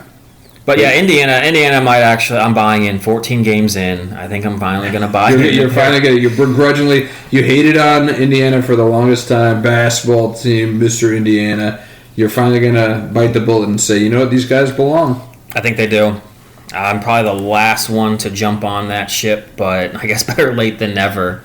No, they were impressive. In Alabama, in hindsight, in the last 2.5 or 3 games before this game against Indiana, they had played one good half, the second half against Oklahoma. And I even said it on the last podcast. I was like, well, Alabama's offensive line's not that great. Indiana gets to the quarterback all the time. I don't know why I just didn't change my mind right there. I know that's why. exactly what happened. I know why. Because you have De Beer glasses. That's what you have. You have these rose-colored glasses for that man, that coach. And you're like, he's going to do it. He's going to do it. He's going to beat. And you can't stand Signetti. So you took a coach that you absolutely adore against a coach that you despise. You led with your heart. I did. You just took the words out of my mouth. I was just going to say that, and you should never do that. Never do that. Never. I couldn't help it though. Got to listen to the man upstairs. But yeah, so I'm 0 for 3. Right now, I might still get one. You might salvage one. Well, I hope so because this is my natty champ. I know. Right here. 21-12, still holding fast. And man, if Ole Miss did win, though, we didn't even talk about the game. We were like, these guys suck. No. Speaking of Ole Miss, though, you heard what Lane Kiffin, he just, dude, let them play. Like, leave them alone. I don't know what this man's deal is. He wanted to come to the game. I know. And bring the governor of Louisiana to the game. Doing? Look, it's not. At that point, it feels like you're trying to sabotage them. Yes, he absolutely is. And he's just trying to stick the knife in and twist it at this point. Is he going to wear, would he have worn, like, LSU colors? Like purple and yellow? How could he not have? But I know this is not going to be the same thing, but I think because there is a lot of truth, I think, that Colin Kaepernick got blackballed by the NFL. To a certain point. I feel like there's a statute of limitations there. Yeah. You can't say it now. He's past his prime. No, exactly. For too long. I could argue that, yes, maybe after like 3, 4, 5, maybe. Yeah, definitely. 3 years, yes. And we're trying to set some example for whatever reasons. Could college football please blackball Lane Kiffin to just set an example that, hey, I know it's not the same thing, but blackballing, because you can't have a guy like this leading college football men. We'll talk more in the next episode because we are going to get into a little bit these basically NBA players going to the back to college to play. So we'll talk a little bit more, but the NCAA needs to make a decision, I think, really quick, whether they are a college student athlete system or if this is just semi-pro. Because I don't know what they think it's going to be, but a guy like Lane Kiffin should not be leading 100 college football men as an example to be looking up to. If he, after, this is he's burned 4, maybe 5 bridges now. We talked about this, yeah. He obviously hasn't learned a lesson, which is something that then people should be trying to teach. He should be shown as what not to be. A red herring. And like you said, he is continually getting better jobs and getting praised, even though he's an a-hole. So I don't know. We'll talk about that in depth next episode. But yeah, this whole him wanting to show up, you were done. You had moved on. Focus on LSU, focus on your recruiting, yet you somehow wanted to show up to the game. Yeah, if you want to go ahead and say, hey, I wish them the best of luck. I know a lot of those guys. And even if you wanted to send them a message, send it to the coach that's still there. Yeah. Send the landing and just be like, hey, if you're okay with it, I recorded a message for the team. And if you want to play it, great. If you don't, I totally understand. But the sheer fact that he keeps going on social media and he keeps making it about him, it just shows the type of coach that he is and the kind of person that he is. Yeah. It really isn't about the players for him. No, it's all about him. It's all about Lane. Which I really should have known he would have gone to LSU. I still my dumbest hindsight. Captain Hindsight. But I do got to ask you, might be ready to move on to the next sport, but are you a little worried about the Indiana-Oregon matchup now? A little bit. I am a little bit because Indiana just looked like they were in full control that whole game. From start to finish. And everything that we thought, the shoe's going to drop. Something's going to happen. They're going to realize that, they are just Indiana. And that's not happening. That sounded like something I would say. I know, that's what I'm saying. But that's what we both thought. We really, we haven't given them enough credence and enough credit to really believe that they had and what have they shown us other than, yes, they are ready. They beat Ohio State. They beat Oregon. They've already beaten Oregon. I know. And now they went in and they played, SEC, say what you will, they're still either the strongest or the tied strongest conference league. this is the second best team in that league. Yeah. And they just throttled them. So, yeah, I'm a little bit worried. But at the same time, I don't know. It's who shows up on that day. And, I mean, you look at what Oregon did against JMU to what they did against your boys, Texas Tech. They heard everybody chatting. It's like, you let JMU throw 500 or have 500 total yards on offense and 32 to JMU. And what did they do when they met Texas Tech and that staunch offense? Pretty much shut them out. Oh, absolutely. They dominated. Other than, like, maybe one possession. The pick. And then they got a pick in the end zone. So they've shown, it's like, we're going to answer the call. I do think that they've got a quarterback that has a good head on his shoulders and not going to freak out in the moments. Yeah. But so does Mendoza. So it really is. I see it being an all-out brawl, that game. I'm really excited to see that game. I am, too. That's must-see TV. I will say, I think Dan Lanning is my favorite coach in college football. Even over DeBoer? Yeah. No, because Dan Lanning seems to do, and I don't know whether, like, things have lined up for him right, but he almost reminds me a little bit of, like, Tom Brady when he was with the Patriots. They'd always play the underdog role, and you're like, but how? You always win. But there would always be, like, the naysayers or some other team that gets talked about over Brady, and I think with Oregon, it's the same thing. Like, the stars are aligning. It started last year, or was it 2 years ago, but, Colorado. Oh, I thought you were going to say, I was hoping you would say that. Deion Sanders is there with Shador, and Travis Hunter. Travis Hunter. But Travis Hunter's, he's not part of that. He just plays football. You don't want him to be associated with that riffraff. But, okay, Colorado comes out. They beat TCU that had just gotten throttled by Georgia in the national championship game, lost almost all their starters, and won that game. Then, I still can't believe to this day, The Rock shows up to Colorado's home game. Any star that's out there wants to show up to the Colorado State game. Colorado wins in overtime against a team that's won like 2 games for the last 3 seasons. And everyone hypes them up, and they play Oregon next. And, I mean, Dan Lanning had so much material. But so much. It's like he's got this way of, in that building, he convinces them that they're the best team in the country, and they come out and they play hard. But there always seems to be that moment where they're always overlooked, and he just continues to, like, use that and, like, fuels them even more. And he'll get to continue to use it this week. I know, because they lost already. Not only they already lost to Indiana, right? Indiana is the 1 seed. Exactly. And Indiana just came in and just did what they wanted to against a historical powerhouse in Alabama.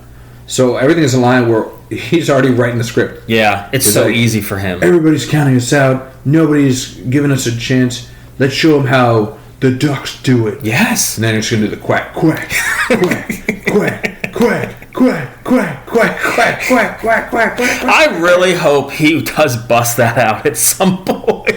Flying V. If he has a play, Flying V. At the very least, I hope they will do a play like that against, when they play like an FBS school one year. Yeah. Now's not the time. No. Now's not the time, but... Or if they're up by a lot somehow in the national championship game. I mean, how great would it be, though, if Emilio Estevez came and gave him a pep talk? How could you not? Yeah, like, I'm thinking of like on a punt, getting like the V formation or something. V. Flying V. They're just laddering the ball behind him, like... That one guy starts like juggling it with like his feet or something because the guy who juggled it with the puck. It's like the goalie.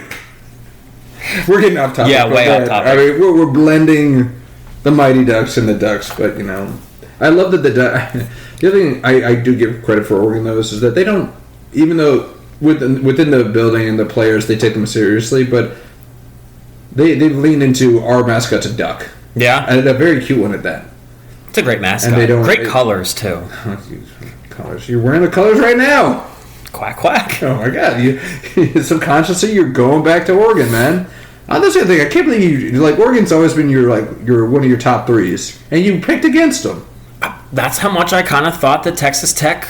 They were going to do... I thought they were going to do what Miami's doing right now. Yeah. You just picked the wrong underdog.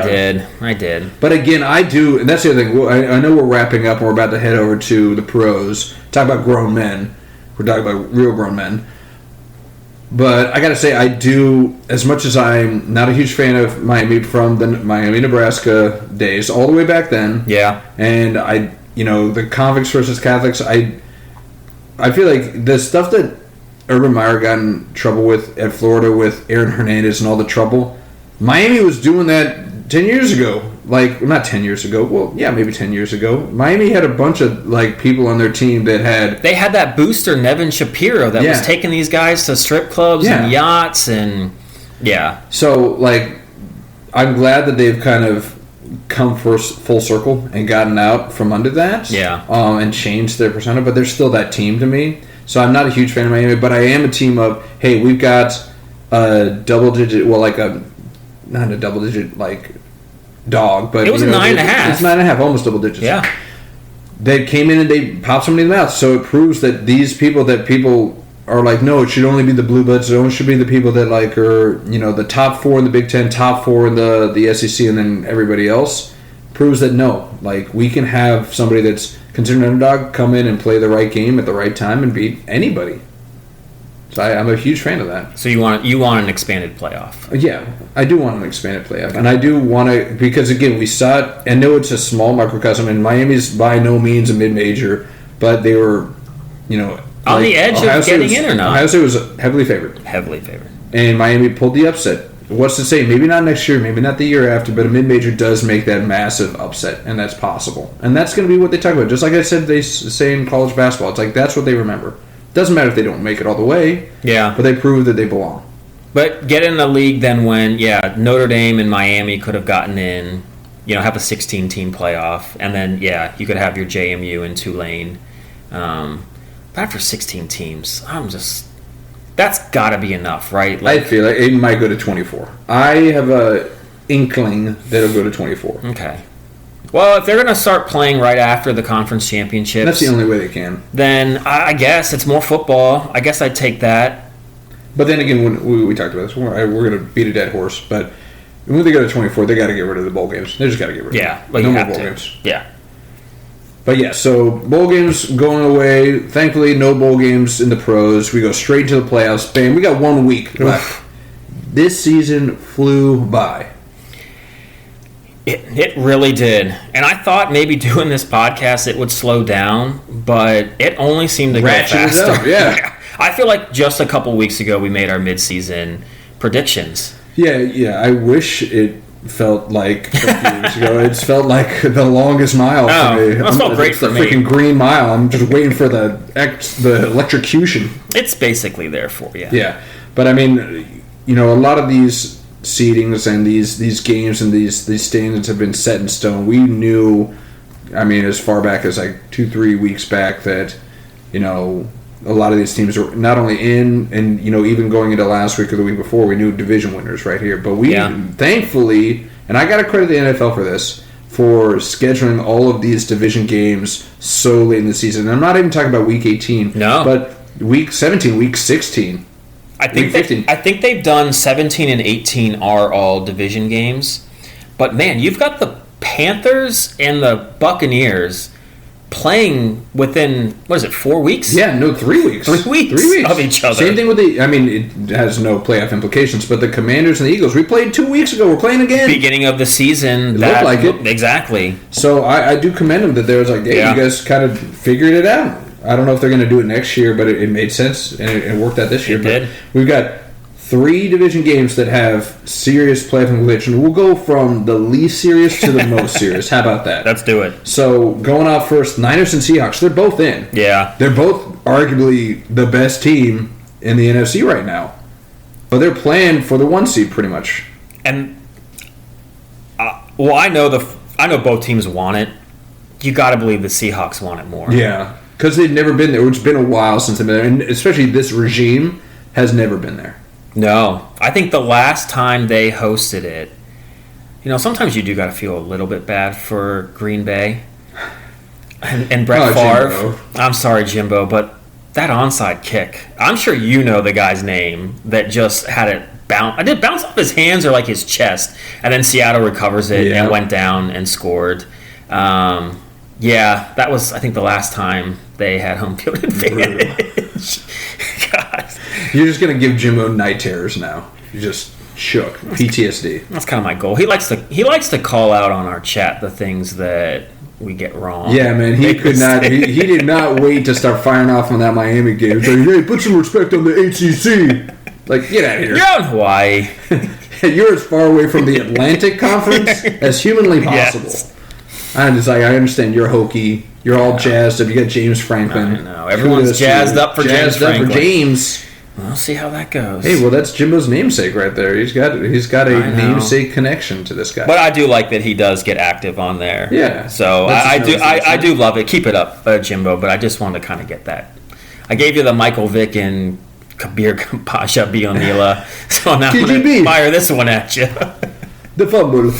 So Niners, Seahawks, they're both in. So it's not, play or go home type situation. But it does have huge implications. Yeah. Going from the 1 seed all the way to I'm not going to get home field advantage in any of my games, it's huge. Yeah, it is.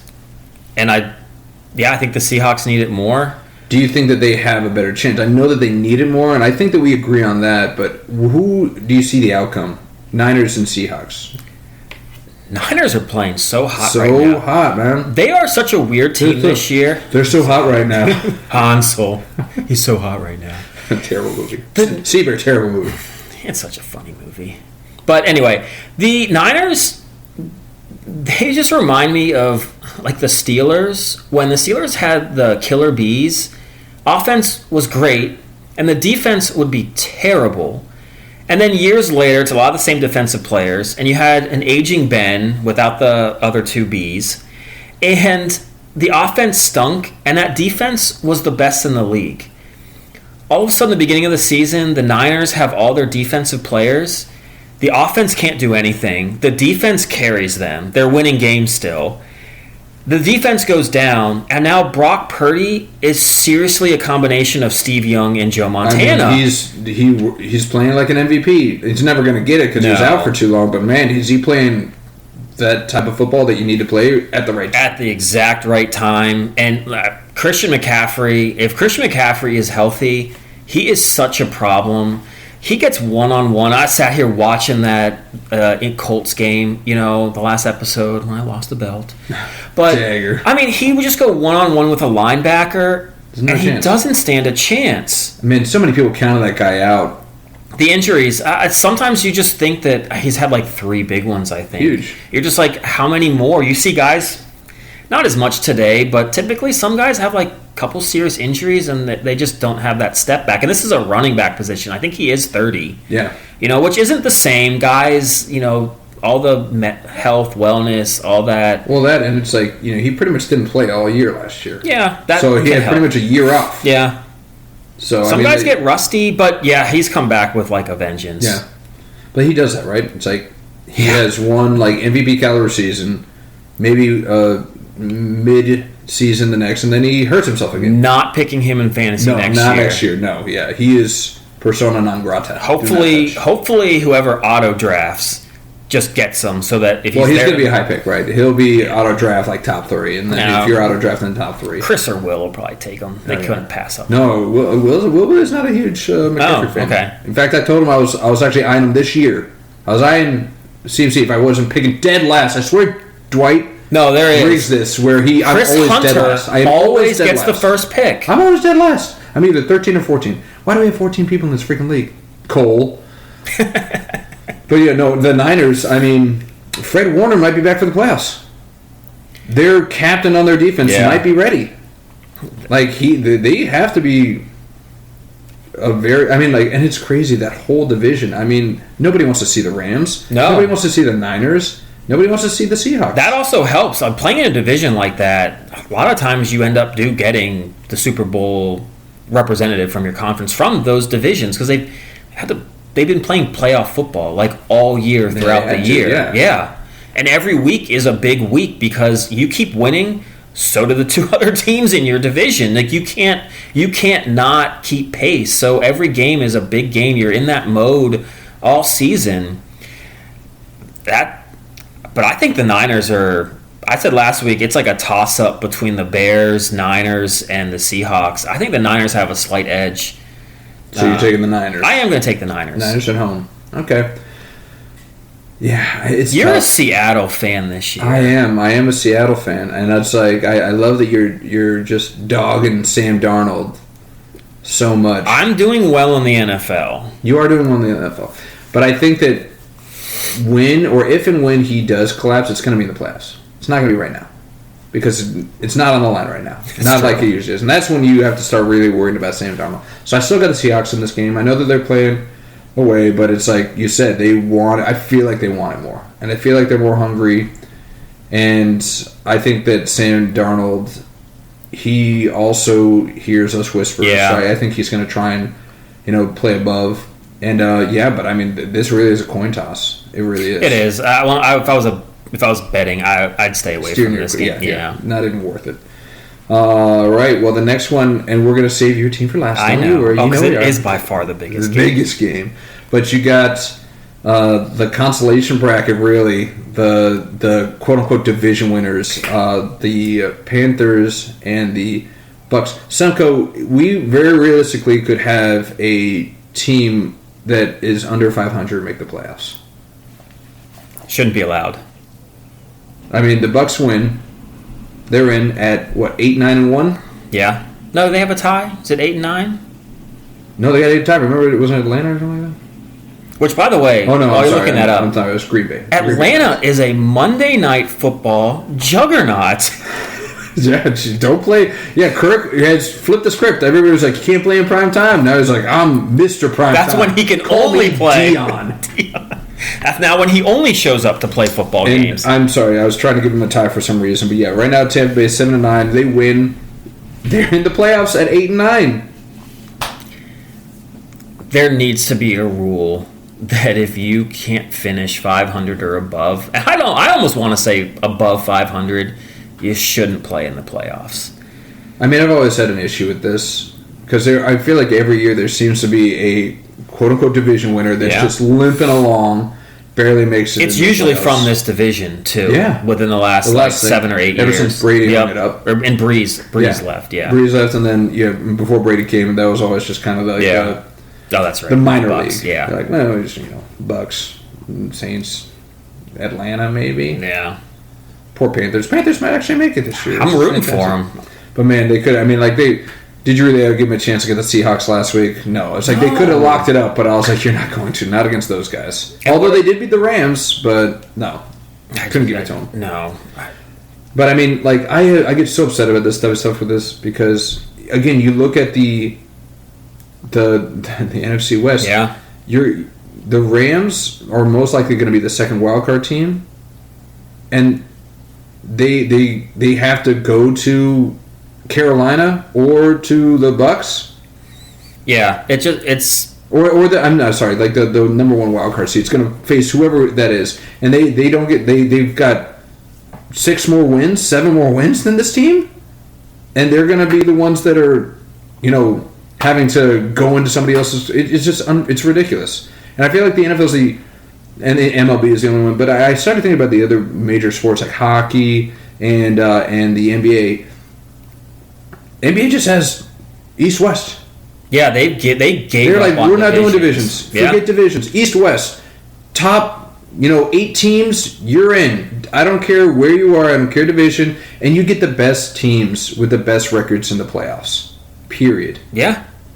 With the hockey, it's like they have divisions, but then when it goes to the playoffs, it's still run by East-West. Yeah. Now, the only thing I will say about those two sports is because what typically happens, though, is you're able to play so many of the teams in your conference, but you're still able to go play the other teams. So, like every year, the Caps will have to go up to Edmonton, and Edmonton will have to come here because they play so many games that you can play everybody in your conference a few times, which seems like 4 times or something.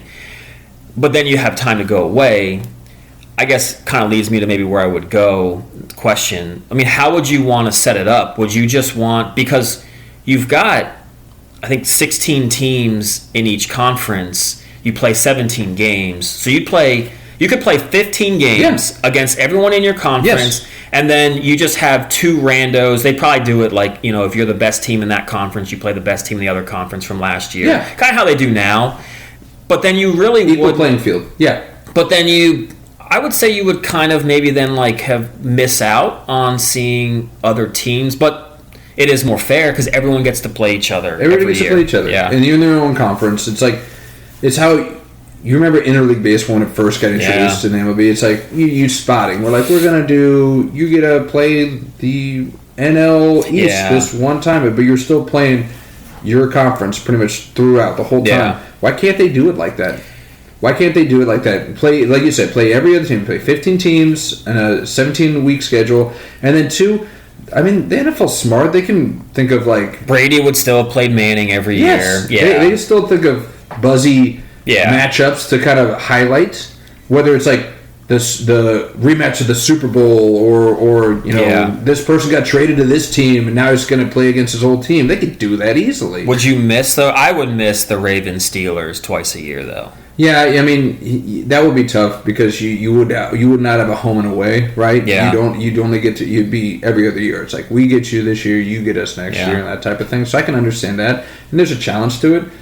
But man, I don't know. Maybe they can break it down to 2 divisions instead of 4. That's what makes it so bad with the division is because you have to play those teams in your division twice. So that's 6 games. That the Panthers got to play those sorry teams 6 times, and you still can't come out with a positive record. Everybody else comes in and throttles you. Yes. How do you get to host that playoff game? Yeah, it's mind-boggling to me. It does happen. Doesn't seem to happen, but so much. But yeah, having a team with 5 more wins have to go on the road to play Carolina. Or Tampa. You're not giving. I'm just Tampa. Not. No, that's 4 games in a row they've lost. They are in a total tailspin. Yeah, they're not recovering from it. If they do somehow win that game by some miracle, I don't see how they would win that first game. But I don't know. I've been wrong so much lately. Not in the NFL. You've been wrong. I know it's true. You've been wrong in the NFL. But yeah, I mean, let's say hypothetically the Niners lose. They're the 1 seed, or the Rams are the 1 seed. Do you give either, take your pick, Panthers or the Bucks, any chance against either of those teams? No. But that's to my point too I think made before is a regular season needs to count for something. So why would the 49ers get punished for going through the toughest division, still having a great record? And then home field advantage in a playoff can be huge. Well, and spin this for you, guy. Pal. So Carolina would get to, let's say right now, Carolina would have to play the Niners, right? Carolina would have to play the Niners if the season ended right now, right? You look at Green Bay as the 3rd. They have to go into Seattle and play Seattle. Whereas if the seeding was a little bit different, if they were like, okay, Division 1 you still get in, but you don't automatically get home field if your record is duty. Correct. You still have to go. After everybody's clinched, we're going to go by record, and that's who gets home field, right? If they did it that way, then Green Bay would get to play either Chicago. That would be great. You see a division playoff game? Yeah. That would be so great. That's what they should do. They should just do like a reseeding after the season ends, and then the records just dictate it. And I mean, again, that's what the NBA does, right? I think that's what hockey does, right? I know that they have divisions, but I think they still seed by best record. They do, yeah. So why can't we do that? I understand that my get rid of the divisions argument is as crazy as you saying get rid of the draft. I know it's crazy. It's crazy. It's not, though, because look at college football. They've gotten rid of all these rivalries. They've done all this alignment, and I don't know. We kind of, after a few years of bitching about it, have just kind of grown to accept it. So I think that's what would happen. We would all complain and hate it, but after a few seasons and after, once again, you see great football, which always happens by the time we get close to the playoffs or into the playoffs. A wild card weekend is going to be amazing, and we're going to forget all that nonsense we talked about earlier because we've got the best teams playing great, cold weather, smash mouth football, and we're as happy as can be. Content is all can get out. And luckily, it's not like, whoever wins the Panthers-Bucks game it's not like there's a team out there that has a better record that's not going to make the playoffs. So at least we don't have that scenario. It's not like we have an 8-9 Bucks team making it, and then you got. I mean, the next one up would be what, Minnesota? Yeah. Do you really want to see Minnesota? Detroit maybe might get a little salty if they win. They go 9-8 and they don't get in. But I mean, I'd rather see them in the playoffs than Carolina or Tampa Bay. But I mean, that's negligible. But yeah, so you got again the concession prize. I mean, coin flip on this one. You're so against. It's so much fun to just watch you go from Baker MVP to they don't have a snowball's chance in hell. You're putting everything in the Panthers' corner at this moment. I'm calling it like I see it. I mean, I'm not the brightest bulb in the box, but if you watch, I mean, Baker Mayfield had that. They beat. Did they beat San Francisco? Or did they lose that game? But he had that great scramble on like 4th down. That was Houston, right? Oh, was it Houston? Houston, yeah. But then I think they played the Niners like the week later, and he led them on a comeback. He had like 4 straight comeback games where I think they went 3-1, and he was thrown for 300 yards. He looked like he was gonna be great, and then they're at this now. The wheels have come off. Yeah, they're on like the Oregon Trail, and they somehow lost a wheel or caught dysentery. They got dysentery like 3 times. Yeah. And they're just not gonna. They try to cross that river, and their wagon collapsed. I don't know. He lost 3 horses. Yeah, they got their horses back, and that's why as much as I don't want to see it, and how much it would suck to see, especially after they've lost 4 games, 2-3 of which they never should have lost. No. I still think that the Bucs are going to pull this out. I think that Mike Evans is back. He's been back. He has been back, but he's back now. Was he there when they played against the Panthers the last time? That might have been the first game he was back. Okay. I think he came back the week after. Yeah. So we got Mike Evans back. They still have so many weapons, and there's a reason why they were favored to win that division in the beginning of the year. And now that everybody's semi-healthy, I just say, and they're home. I can't believe they're favored. I really can't. -3, that's insane. But I guess they're giving it to them for hopefully. I feel like -3, if they give it to the home that's about team, what that means. That's a coin flip. Yeah. But, as much as I don't want to see it, I do think that we're going to see a sub-500 team in the playoffs this year. And hey, I mean, the most famous sub-500 team did get the win in the playoffs. There you go. So kind of like the college football, it's kind of like you still these teams. Anybody's got a chance. It's like any given Sunday, Al Pacino. I still got, that speech that he makes that you've referenced before does come through my YouTube feed occasionally, and I just kind of keep sliding through. I'm like, I'll listen to it the next time it pops up. I know. Any given Sunday, great. Come on, Jamie Foxx is Willie Beeman. Chris knows the song. My name is Willie Beeman. I'm not going to say the rest of it because it's kind of raunchy, but shocker. Just another reason you need to watch that movie. I know Chris is singing it right now as he's listening to it. Did you ever watch? We'll get through this one real quick. What was that ESPN show that they ended up pulling because it was like? Yeah. I remember that. It was they were trying to be HBO on ESPN. What are you doing? But then it was like basically trying to unlock what really happens on an NFL team. Yeah. And ESPN had a huge package with like the NFL, so. The NFL was like, hey, man, like you can't be showing this kind of stuff because it was nothing good about the NFL. It was like how to pass drug tests. It was like guys impregnating like everyone that like walks. It was just awful.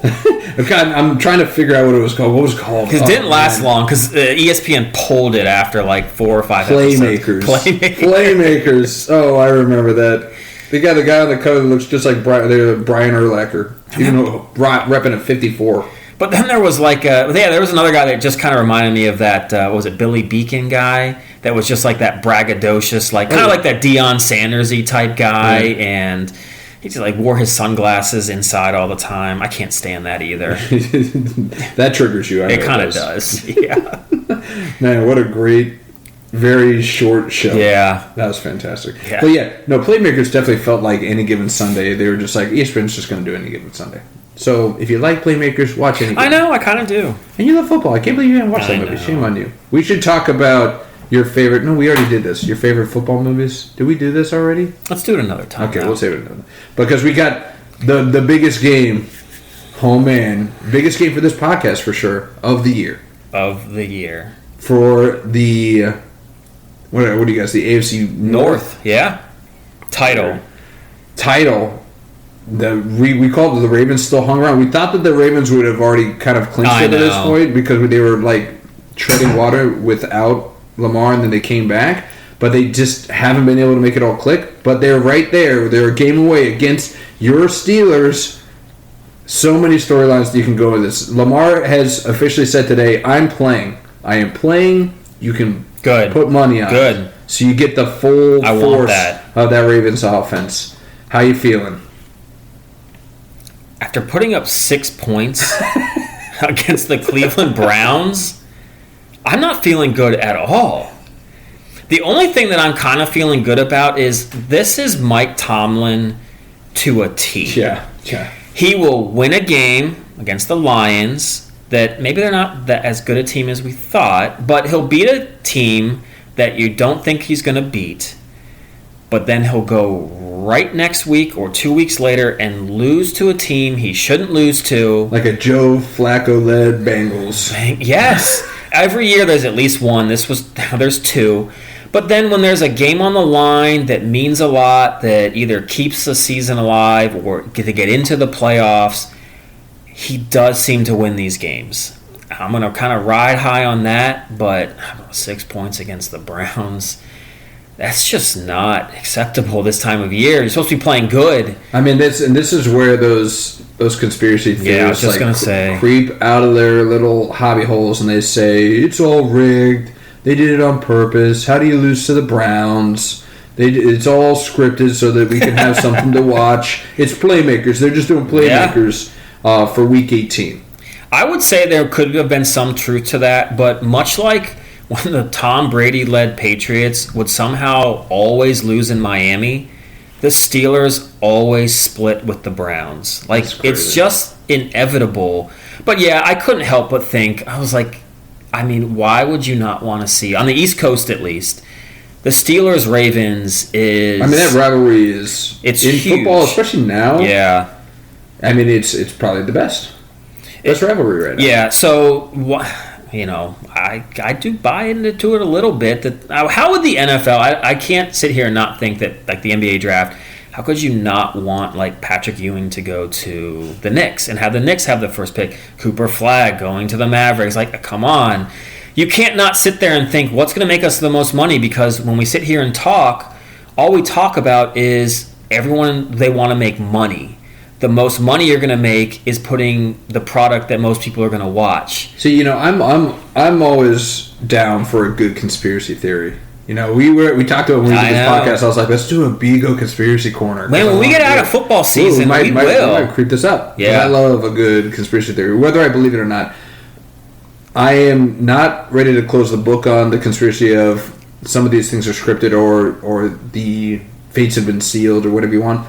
But I would draw the line kind of where you're at, right at, you know, when it comes to players going to places, drafts, that type of thing, because it has minimal people involved in those. Yeah.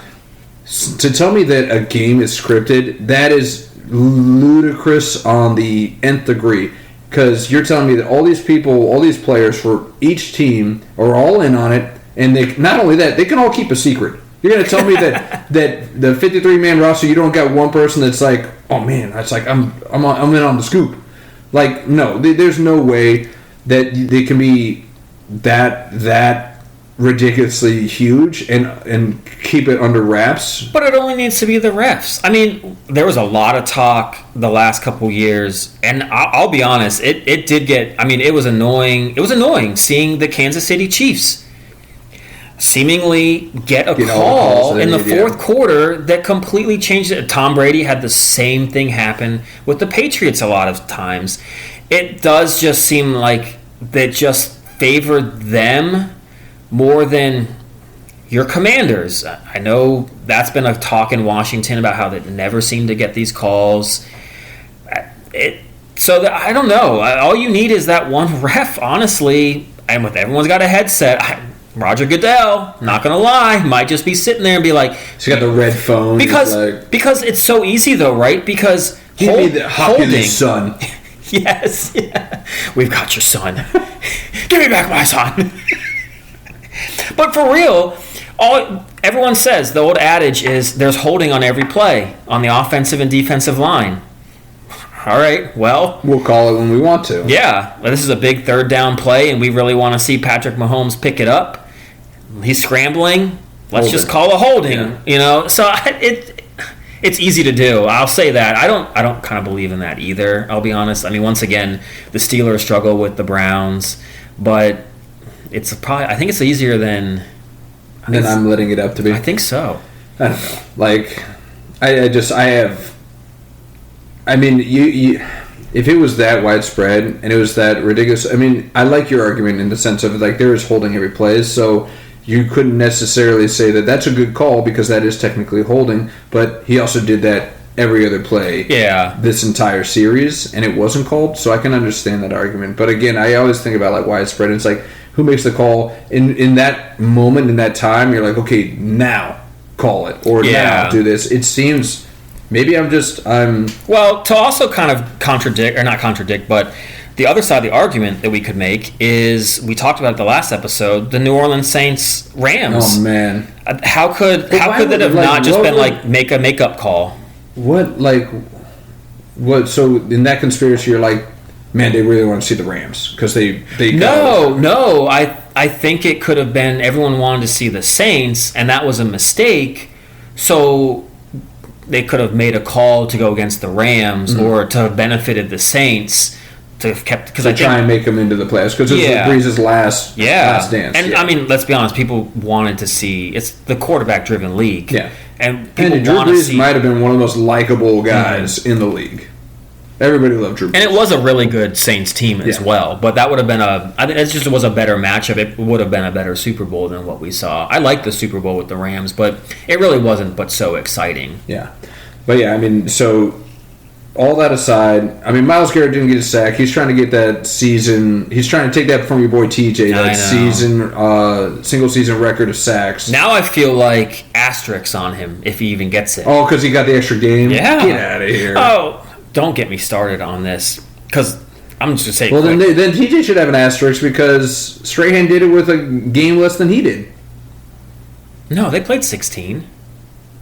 Or no, they're playing 17 games now. Yeah, it was 16 then. TJ got it with 16. I'm going to have to Google it. That's what gets me so infuriated with these college stats. Because there's so many more games? Yes. Can we please go to a per-game average? Like, what's your rushing average per... This is all dorky stuff we're kind of talking about here with numbers. Conspiracy theories. No, yeah, sure. But no, coming back to the game. So yeah, I mean, like, this is what we want to see. A heated rivalry, playing for not only a playoff spot, but for the division. At night, Sunday nights. Come on. Exciting stuff. I saw that they have the Seahawks-Niners game as a primetime on Saturday. So that's great. So you got two really big games, and then you got the because nobody really cares about the consolation prize. No. You got the Panthers... and the Bucks playing at, 1 or 4? It could be a good lead-up for the Sunday night game. That's true. They're playing Saturday. Oh, the Bucks are? Yeah. That's a good Saturday for football. I guess. But yeah, so I already know where you're going. You got the Steelers winning this game. They're at home. I do. Got the terrible towels.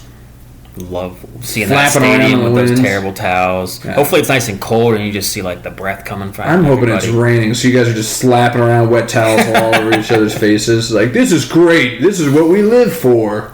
Well, you got to keep your arm moving, stay warm, so might as well. All right. Well, I am worried about Derrick Henry. I mean, after last week, how can you not? I will say this. I had a bit of a consolation. Because Derrick Henry defeated me in our league in fantasy football. He did carry me to the championship in my work league. Oh, there you go. This is why people don't give any credit to fantasy, because when you have multiple leagues, you're like, I would never do more than 2. It's so much. It's so much, but then it's just, I hate having that sweat every time. It seems like every time you have a game, you're contradicting yourself with who you want to root for. Crap. Yeah. Same time. Yeah. Exact same time. You're two-faced. I'm going to go with you on the Steelers. I think the Steelers are going to pull this out. They're at home. You got Aaron Rodgers. He's not going to throw for 350 yards. And then again, if you want to dive into the conspiracy, they want to see Aaron Rodgers one last ride. If the powers that be really want to have this is not the Ravens' year. Yeah, you're right. They want the eyeballs, and they really have the control over this. You'll see the Steelers win this game.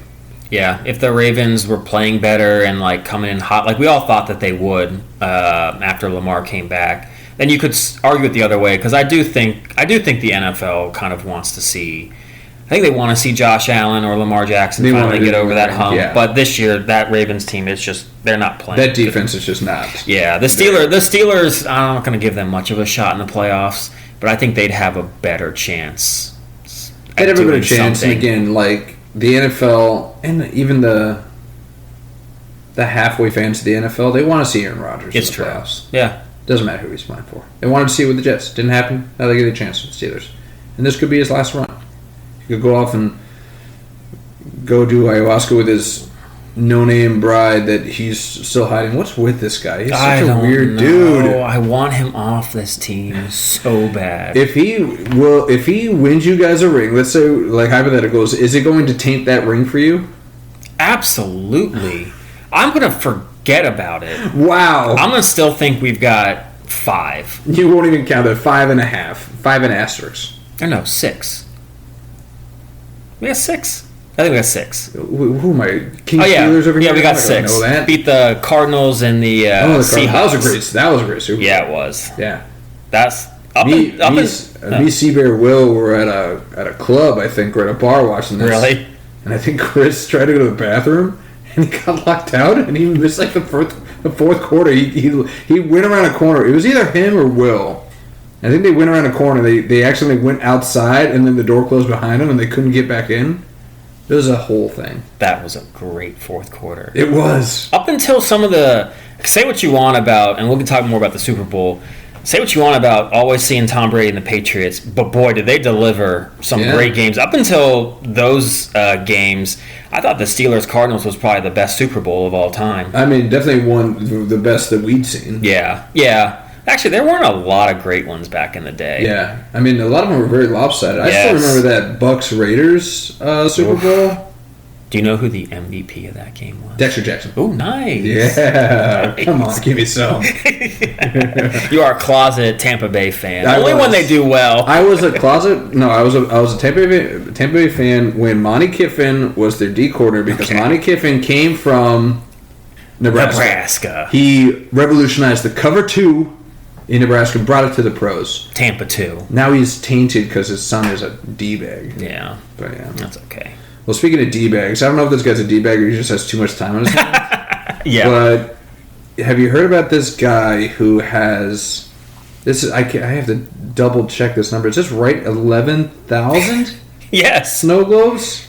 Yes. What the hell? I had to check that like 2 or 3 times too. One, is it's just...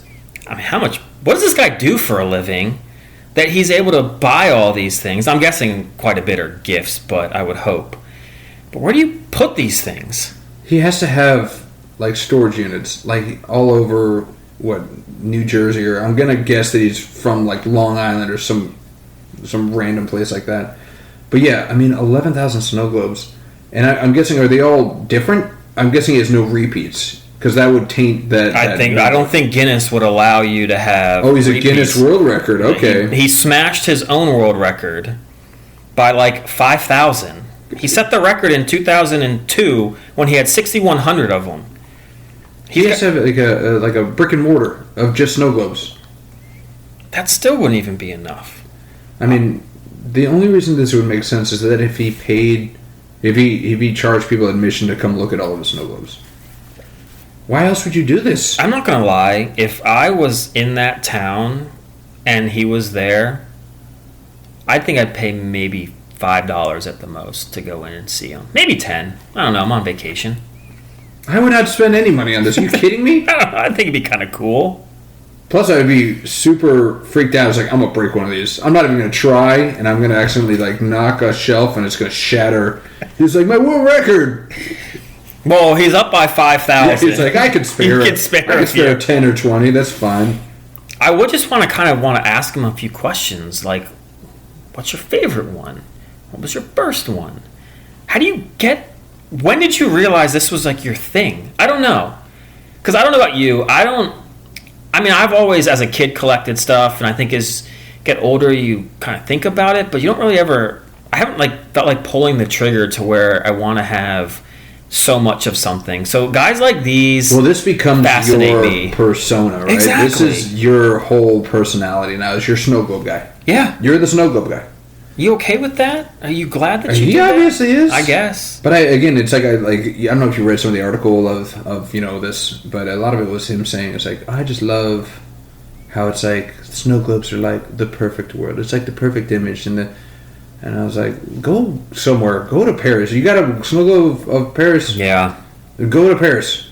It does speak to probably like a bit of like there's some mental block. I knew you were gonna say somewhere. a downer. You were gonna make it a downer. I'm like knocking this guy. You're like, come on, man, this is a nice guy. He's probably a super nice whimsical. guy. He's a but- whimsical guy. Yeah, he's probably a great guy. Well, apparently he's German.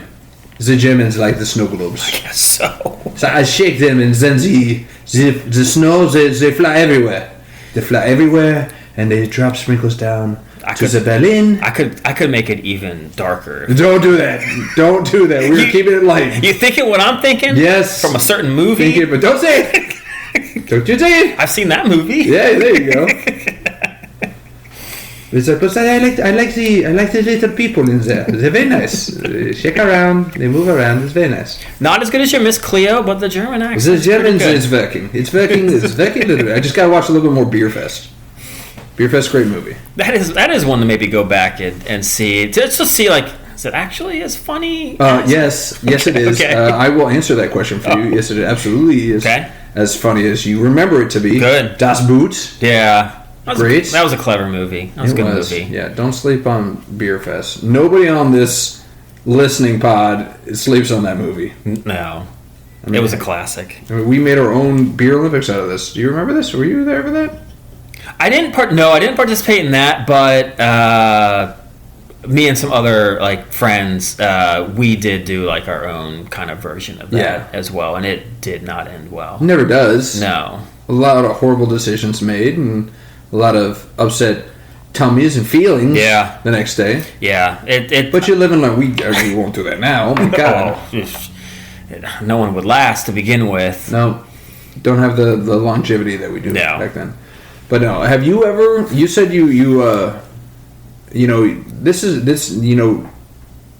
gathering things and getting collections. That seems like a childhood It passion. does. Yeah. This guy's obviously keeping it going. Did you have any like collections or possessions that you had in when your youth that you kind of really tracked? I did try to. So obviously, I collect a lot of like baseball cards. Yeah, baseball cards. Yeah. But I was very specific with like certain baseball players. Oh, okay. So my favorite player was Fred McGriff, the crime The crime dog. dog. Yeah. And so I would try to get every single card I could of him. Oh wow! So you just had a bunch of Fred McGriff. I have probably over 200. But Jesus. it was great. This one sports shop. It was in this weird little shopping center. Mostly it was like doctors, dentists, but this guy had a shop in there. I could literally walk in and be like, hey, do you have any, 'cause I collected like Frank Thomas cards, which were kind of expensive. But I'd even be like, you have Fred McGriff. Yeah. And he'd like pull out some box and would just have so many of them. And so I just kind of like whiff through, and a lot of them would be like, 25 cents, 50 cents. I mean, he was a good player. But he wasn't. It's not a Mount Rushmore, no. No, and at the time, like Frank Thomas was one of the best hitters Big in the Bird, game. baby. But yeah, so I think I probably have over like 200 of Fred McGriff's cards. Jesus. I probably have like 100 Frank Thomas. I collected like Greg Maddux. I tried Ken Griffey Jr., but those were expensive too. But I had like a lot of like Jeff Bagwell, Mike Piazza. Jeff Bagwell. Yeah, I liked him. I loved his stance. Yeah, the stance is the weirdest thing. Looked like he was using the squatty potty. Yeah. What are you doing, man? Had some freaking hamstrings of steel over there.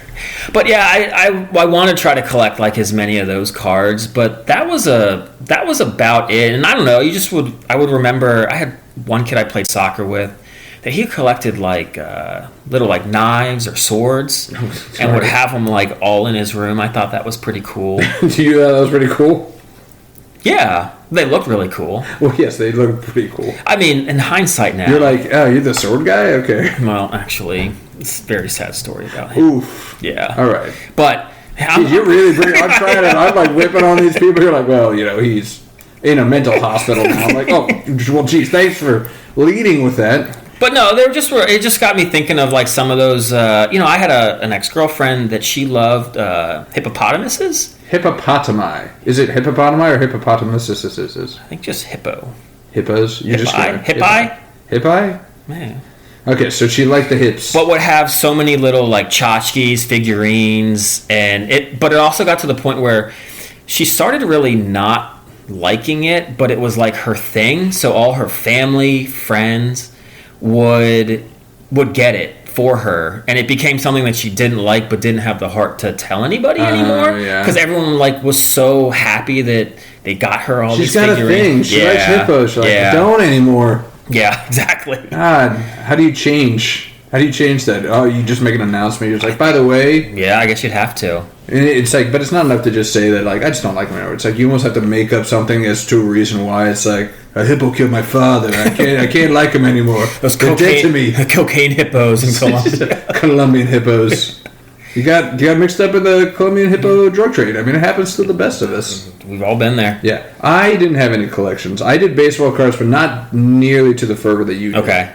But I feel like we were in kind of I feel like the baseball cards was like the generation before us. That was huge. Yeah. With like my dad. My dad is so mad. His mom threw out like all of his cards. Yeah. And plus he was also saying how they used to just take them and do the thing on your bike where you clip them. And it sounded like, I did that too with some of them. He's like, I bet you we had like some Willie Mays cards. Just flapping around. Just shredding by our bikes.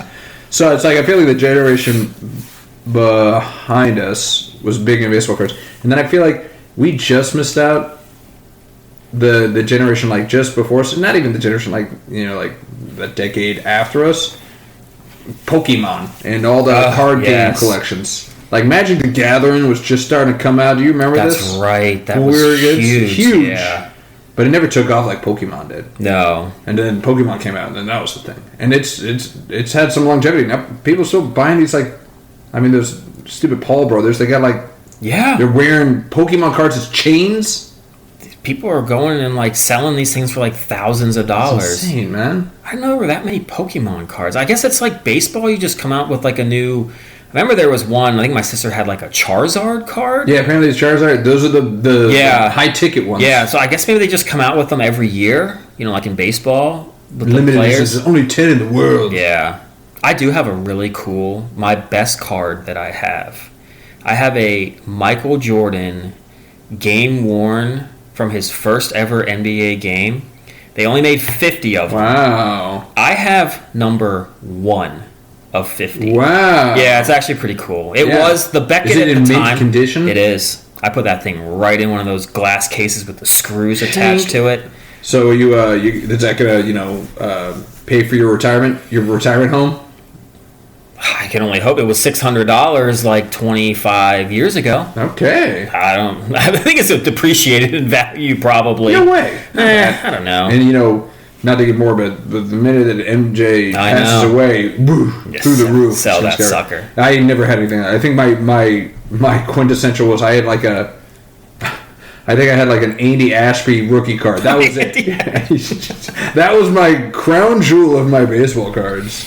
I have like a whole like chest with just cards and like some memorabilia stuff that it is so heavy, and I've moved so many times, but it's just I gotta put that thing on my shoulder and carry it because it's got some money in it. Yeah. Just don't let your wife pull what your dad's mom did, your grandma. I told her. It's like, this is, do not touch. Do not touch. No touchy. No touchy. No touchy. Just like me after a Steelers game. No touchy, all right? But hey, you've got a new collector's item for Christmas. Congratulations. The Alex Gordon bobblehead. It's your crown jewel of your collectors, right next to that MJ card. Bobbleheads would be kind of cool to collect. I don't know. Do you think is there anything you would want to collect now, even if you don't? Even if you won't. I can't stand clutter, even though my wife would say, you're pretty cluttery in yourself, but it's more out of malaise. I'm like, I don't want to pick that up. Yeah. I do not like, there's a fine line between collecting and hoarding in my eyes. Yeah. And it's all about how tidy it is. Like this guy with the snow globes, at least he looks like he's fairly tidy with this, so he's got that OCD, whatever that issue is. in lock, and he's like, okay, we're all good here, but it's not like American Pickers where they just got stuff just randomly in sheds. Like a slippery slope, and then I'm gonna have like newspapers stacked up to the ceiling from like 1994. Like, God bless, they know where everything is. Just terrible. Yeah. It's just a nightmare. So no, I don't have any inkling to do anything with the collecting like that. My son's, kind of getting into Legos. Okay. So like he's built some stuff, and but we're running out of space for that. That's all he wanted for Christmas. So he got like 10. Nice. Like 50. Yeah, this thing. It's like 900 pieces. It's a Bugatti. It's like a car. And it looks pretty realistic. Will, his son got some Legos. He showed me a picture. It was like, it was from Star Wars. I'm like losing it. I think so. I don't know, but it was like a big old ship that looked so realistic. Was it the Death Star? No, it wasn't the Death Star. Millennium Falcon? Maybe. I don't think so. I might just X-Wing? Okay. Come on, guy. You know your Star Wars. I'm obviously showing I don't know my Star Wars. He's probably gonna like text me and just be like, he's like, come on, man, you've seen it like 100 times. But anyway, it looks so realistic, and I'm like, I don't think I could have built that like with those instructions. Like mine was just kind of like here's like a little car you build or a little castle, and the guy has like a sword or something. Yeah. Now it seems like you've got things that can curve and turn. God, yeah, all the pieces are very finite and they're very specific, and it's like this has to go here and this has to go here, and the instruction booklets are booklets. Yeah, I can't do that. I couldn't do that. I love Legos, but I couldn't do that. Well, it's weird. Legos have now officially become okay for adults to do. Like my mom got Legos for Christmas. And it's like a bouquet. Like she can make a Lego flower bouquet, and it's like decoration. It's like forever flowers, and it's become cool, norm. It's like this is normal for adults. I feel like when we were kids, it's like at a certain point, it's like you were looked down on if you were still doing Lego. So now it's for all ages. Good on Lego for somehow getting that into... Dude, I read a pretty extensive article about the Lego CEO and how he took a dying company and he transformed it when he started doing these brand associations with like movies like Marvel and Star Wars and stuff, and it catapulted them to what they are now. It's a fun read. Okay, I'll have to tune that in. I love Legos, and it's very nostalgic. Yeah. Brought some good times. I'll be a dork, but I'm going to collect books. Yes, I'm going to be a scholar. I think if I could collect anything, I would want fishing lures. Yeah, that's on brand, yes. Because you won't be surprised to hear this either, but I don't have much patience. I love fishing. Go kind of figure how last episode you love an underdog, which you're overconfident. I love fishing. I can fish all day. But if I don't catch anything within 3 casts with like a lure, I lose my patience with it, and I gotta change it. It's like my fantasy sports. I add drop everybody when it's like maybe I should have just stuck with that hang lure. Tight, man. Yeah, it's just a bad day. So I would love to have like 11,000 lures or worms to choose from. Now that last Tuesday, this is my Tuesday lure. It's always hot on Tuesday. Yeah. Don't catch me with this on a Wednesday. I mean, I want like the same spinner, the same weight, the same look, but I just need it to have like different colors. Yeah. So like hundreds of them. Yeah. Different colors. Gotta have the bobber too, that, right? You love the bobbers. Bob. What do I look like? A beginner to you? A freaking semi-professional. Put a worm on it, just put a bobber out there, you're good to go. Just go dig outside. It tells you when there's a bite. That's all you need. All the fishermen that listen to this podcast are like just skins crawling right now. Then they might crawl their skin too. I will always bring have some bobbers though. Oh yeah? Yeah. Is that for in case you bring a beginner along? It's like, here you go, this for you, guy. It was more. If I'm really not catching anything and somehow, some way I can like find a worm, I might be like, you know what? Just for old for nostalgia. For nostalgia, yeah. And you can just prop the pole up, and you just sit back and wait for that bobber to dip a little bit, and then grab that line. That is the nice part about it. You just want to like relax, especially in the afternoon when it's kind of hot and fish aren't really biting. Mm-hmm. So just leaving a worm out there, and while you're like eating your lunch or something, you can just kind of watch the bobber. Yeah, there you go. Yeah, it's like putting it on cruise control. A little bit. Taking a little break. Well, I got to tell you, man, it's like I'm going to revisit. I told you I wanted to, and he's getting at that age now. It's like I want you to take me and my kid out fishing. I will, absolutely. Yeah. Yeah. Did you get a kayak to go out to the reservoir? Did you get that thing? I have the kayak. Yes. I don't have the fixture on the car yet, but it's pointless because I'm not going to take it out now. It's too cold. Way too cold. Yeah. Not only tough to catch fish in general, but I'm not sitting out there in 30-degree weather. By the way, we got to do our next bet. We talked about this cold plunge. I'm ready for it. Let's do it. I was definitely a little overconfident as I re-listened. I was like, I mean, it's still going to be cold. Yeah, it's like I got in there at 40 degrees. That was rough. My hands were locking up. I made it 10 minutes, but man, that was a rough one. I'm going to make it just because I would never. We're back in full circle. This is the DW thing. It's like I say I'm doing something. You're like, well, I'm going to do it in more time with less prep. I'm going to be the best cold plunger you've ever seen. Yeah. Yeah. But I would never do it unless you said something about it. Yes, I know. I don't get the motivation out of that. The other thing we got to do is I got the Smith machine in the garage now. Oh, okay. It's like we have to, maybe for the draft we do a squat party. Well, no, can we do the 225? How many times can we do the 225? Okay. Ooh. I don't know if I could do it now. I did it just recently just to see. I was like, I got 4 up. Nice. I got 4 up at 225. Okay. But I'm not making it into the draft with those numbers. Those are weak numbers, Vigo. I remember when I briefly lived with Stephen Hunter, who I don't think listens to this. Not yet. Rude. We invited him I know. to the listening party. You've got, well, we're running into over 2 hours, but you've got time. You could have listened to at least some of it. You used to get on planes all the time. Yeah. Put us on, man. Yeah. You'll laugh a few times. Chuckle. Yeah. It's good stuff. That's what I hear. Yeah. But anyway, yeah, I lived with him, and everything that we would do, like lifting-wise, would always come back to, like, the combine. Of course. That's every time. I've lifted him within college, and that's all I want to talk about. It's like, you got to hit 2 plates. You got to hit 2 plates, because that's what they do in the draft. He's just like, this cornerback that's, like, my size and my height, he did, like, 13. I did 15. I'm like, yeah, but he also can probably run a shuttle. Yeah. Like, you were like a block. Very top-heavy, Steven. Very. You're very top-heavy. Couldn't really jump. No. He'll never admit to that. He thinks he's got hops. I would... Real quick story. One of my favorites is when we were playing our flag football league up in Northern Virginia that one year. I played safety one game, and Steven was the cornerback, and guy ran like a post corner, and I kind of read it, and he launched it, and man, I flew up above like Steven and the other guy and got the pick, and Steven's face when he turned around and I saw the ball, he was like, what? Like, and I so badly want to be like, see, I knew I could jump higher than you to talk about your ups. I had to get it. But he just was like, oh. Oh, yeah, it's an awe. Semko in flight, my goodness.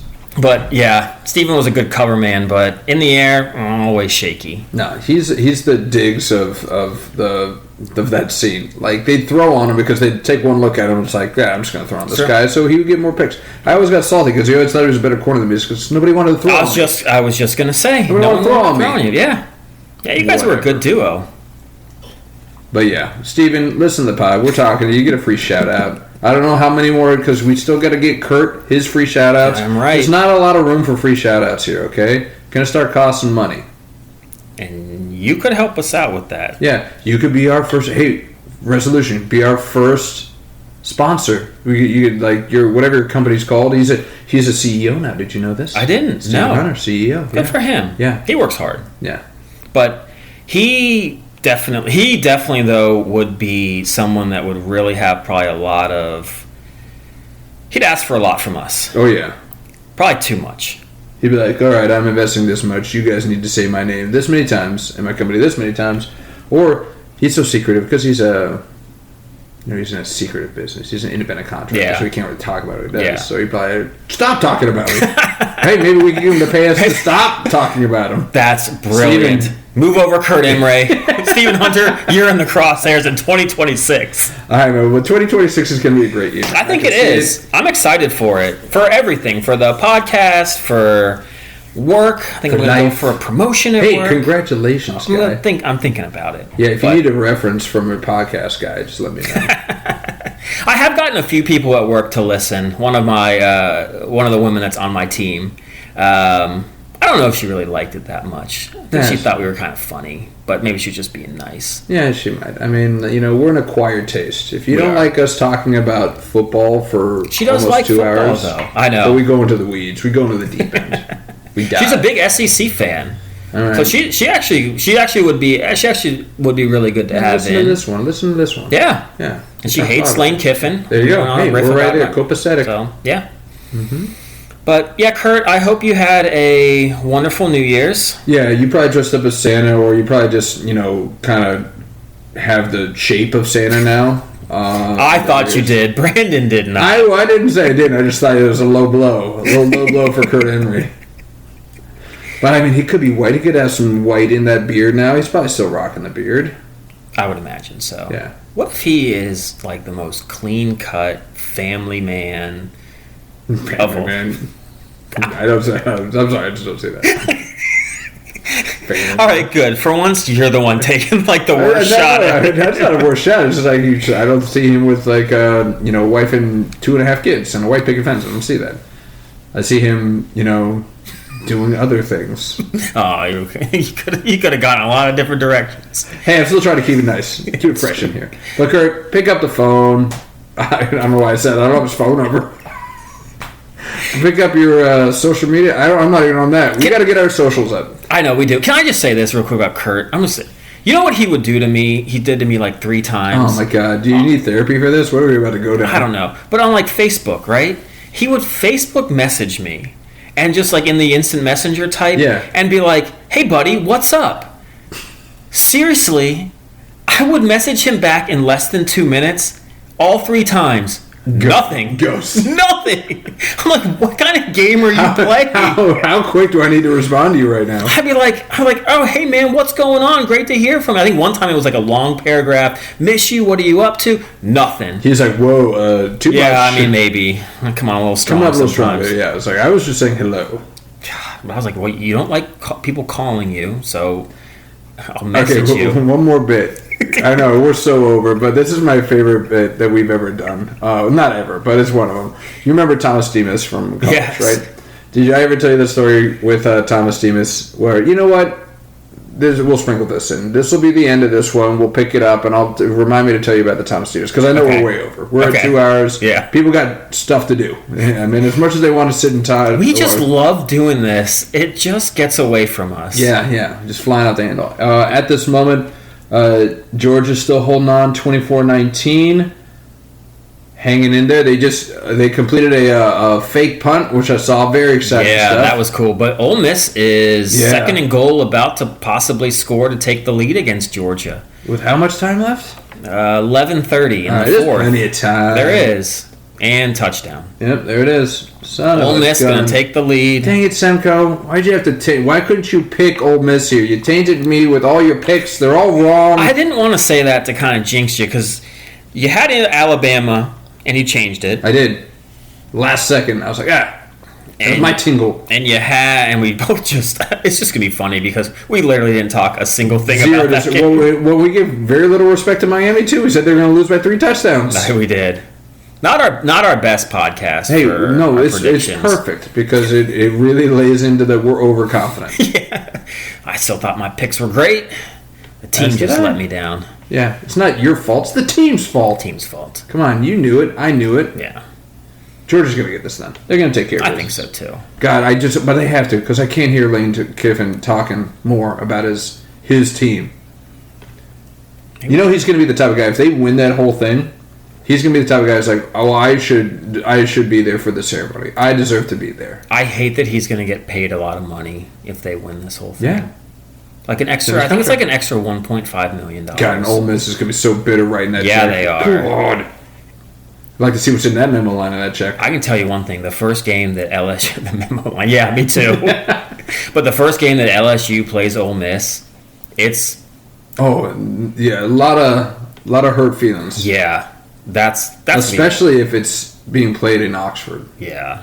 Man, he better have the strong security. Yeah, he better have a strong... Talking social, like Secret Service security on him. Did you see? I know we're over whatever at this point. But did you hear that when Messi went to India, he was supposed to do like an appearance.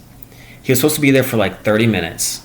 He walked out, surrounded by, no joke, 20 guys. He walked around the field for like 7 minutes and left, and India went nuts. They like picked up the bleachers, threw them onto the field, like demanded their money back. But it was just, I mean, because Messi's already, he's like 5'5", 5'6". You couldn't even see him. These people paid all this rubies. Can't imagine. Rubies. Is that what they're? Ruples. Rubies. Just put a freaking Indiana Jones. Oh, that's what that's from. That was close. No, it weren't. Because of the R. Rubies are like diamonds. Rubies are the currency. Oh man. Sorry, India. Yeah, I'm sorry. You're really killing our potential of going worldwide, international with this. We had a listener from Costa Rica. Because it was you. This is my wife. Okay. I was like, can you just listen? So we can put it on. So we can put Costa Rica on the map. Come on. She did like it though. I forget what the it was the dildo and dinkwad part. So she liked that one a lot. She likes us when it's not sports. I know, yeah. Well, that's why, there's something for everybody. You don't have to listen to the whole thing. No. We recommend it. Well, of course. Because it's all gold. I get it. Look, if we're going to do over like an hour and a half, if you don't listen to all of it, that's fine. We take it in waves. You know, do 30 minutes at a time, right? But, we're not taking this but so seriously now, so if we're just going to keep going and going, it's for us at this point. It is. And if you want to, I mean, I will say this, sometimes I do just listen to the intro and the outro and kind of miss some of the sports stuff. Yeah, because you know the sports stuff. I know the sports stuff. I already know what we said, and then when stuff doesn't happen that I predicted, I'm like, I don't want to hear it myself. It's like, I don't want to relive that. Yeah. So that's why we kind of break it down like we do. You kind of know when you can listen to certain parts. There you go. But do you have any last words, sir? No, man. 2026 is going to be a big year. Like you said, personally, professionally, and everything in between. I'm ready for this to launch, and I can retire and just do this full time. Maybe that's next year's resolution. Yeah, it might take some time, but that is my wife. She would say she would love for that to happen. Of course, yeah. Please retire me, please. Yes. Yeah. If anything, she's like, I just want to have like a little part-time job where I don't have to do but so much. Like, so if you can do something that takes off, she's like, I don't almost care what it is at this point. She's like, OnlyFans. Feed pics, whatever you need to, man. Just get it done. I knew I should have said not everything, but I should have known you'd go there. Of course I am. Yeah. But no, she wants to see us be successful. She actually mentioned that last night before we went to bed. She's like, I hope in 2026, I hope whatever your goals are for the podcast, I hope it comes true. So, wishes us well. Great. Yeah. My wife's like, you guys are still doing that? I thought I would have fizzled out by now, huh? It's like, is that what you're doing downstairs this whole time? I think if I did ask my wife, I think she'd be surprised that we're still doing it too. I mean, it's been now like almost 3 months, counting like the demos and stuff we've done. That's not too bad. This is just par for the course now. I know. Just crushing it. Now that I don't have to edit, we can do this no problem. Every day. Easy every day. Yeah, I mean, why not? We won't even have to do it in person. There you go. Won't get as good sound. But no, so yeah, awesome stuff. Looking forward to the next one. Again, guys, a little highlight reel. We will be talking about a lot of really cool things. Anything you want to lead? What we're going to be talking about next week? Well, we'll definitely have our playoff predictions from the first round to the Super Bowl. Revisionist. I mean, mine will have to be revisionist. Yes. You might not so much. It's going to be difficult whether I'm going to stick to my guns or not. But that'll be fun. I think it's always fun when you give predictions and one of us does well, the other doesn't. So we'll see. Yeah. But I do definitely want to get into this whole nonsense of college athletics, especially college basketball. Just literally being able to draft guys that have been drafted into the NBA and play professionally in Europe for like 5 years and can somehow, some way get 4 years of college eligibility. Yeah, we're going to have to talk about this Missouri quarterback that's going... That too. Bo Pribula can just transfer as many times as he wants. Hired gun. We talk about this all the time. We'll go into it a little bit deeper. Yeah. Obviously, a lot of really cool stuff. Semko's either going to be super excited or super bummed out on Monday, depending on how that Sunday night game goes. Yeah. We will be back to our usual recording, guys. We wanted to give everybody a chance to really celebrate with the family, take some time, and now you got a full stuffed podcast episode from your boys to kind of get you back into the professional spirit. You all got to go back to work? Well, just half-ass it that first week and just listen to us. Yeah. You're fine. Yeah, your drives into work and from work, You might take the scenic way just so you can listen to us more. That'd be cool. I know I would. I do sometimes. Take an extra lap around Wood Lake just to kind of finish a segment. Melissa's outside like, honey, where are you going? Oh, my God. I gotta finish this segment. It's like, it's good stuff. The dog crapped again. I need you to pick it up. Well, this has been another episode of the Undrafted and Overconfident podcast. Thanks for hanging with us. The two friends have been arguing about sports for 20 years and still can't agree on anything. Hit the follow button, drop a rating, email us at undraftedoverconfident@gmail.com. Hopefully soon to be with a lot of socials attached to this. And we'll see y'all next week. Actually, only in a few days. Oh my gosh. Different takes, same nonsense. Now with an Eggo bobblehead mascot. All right, boys. Peace.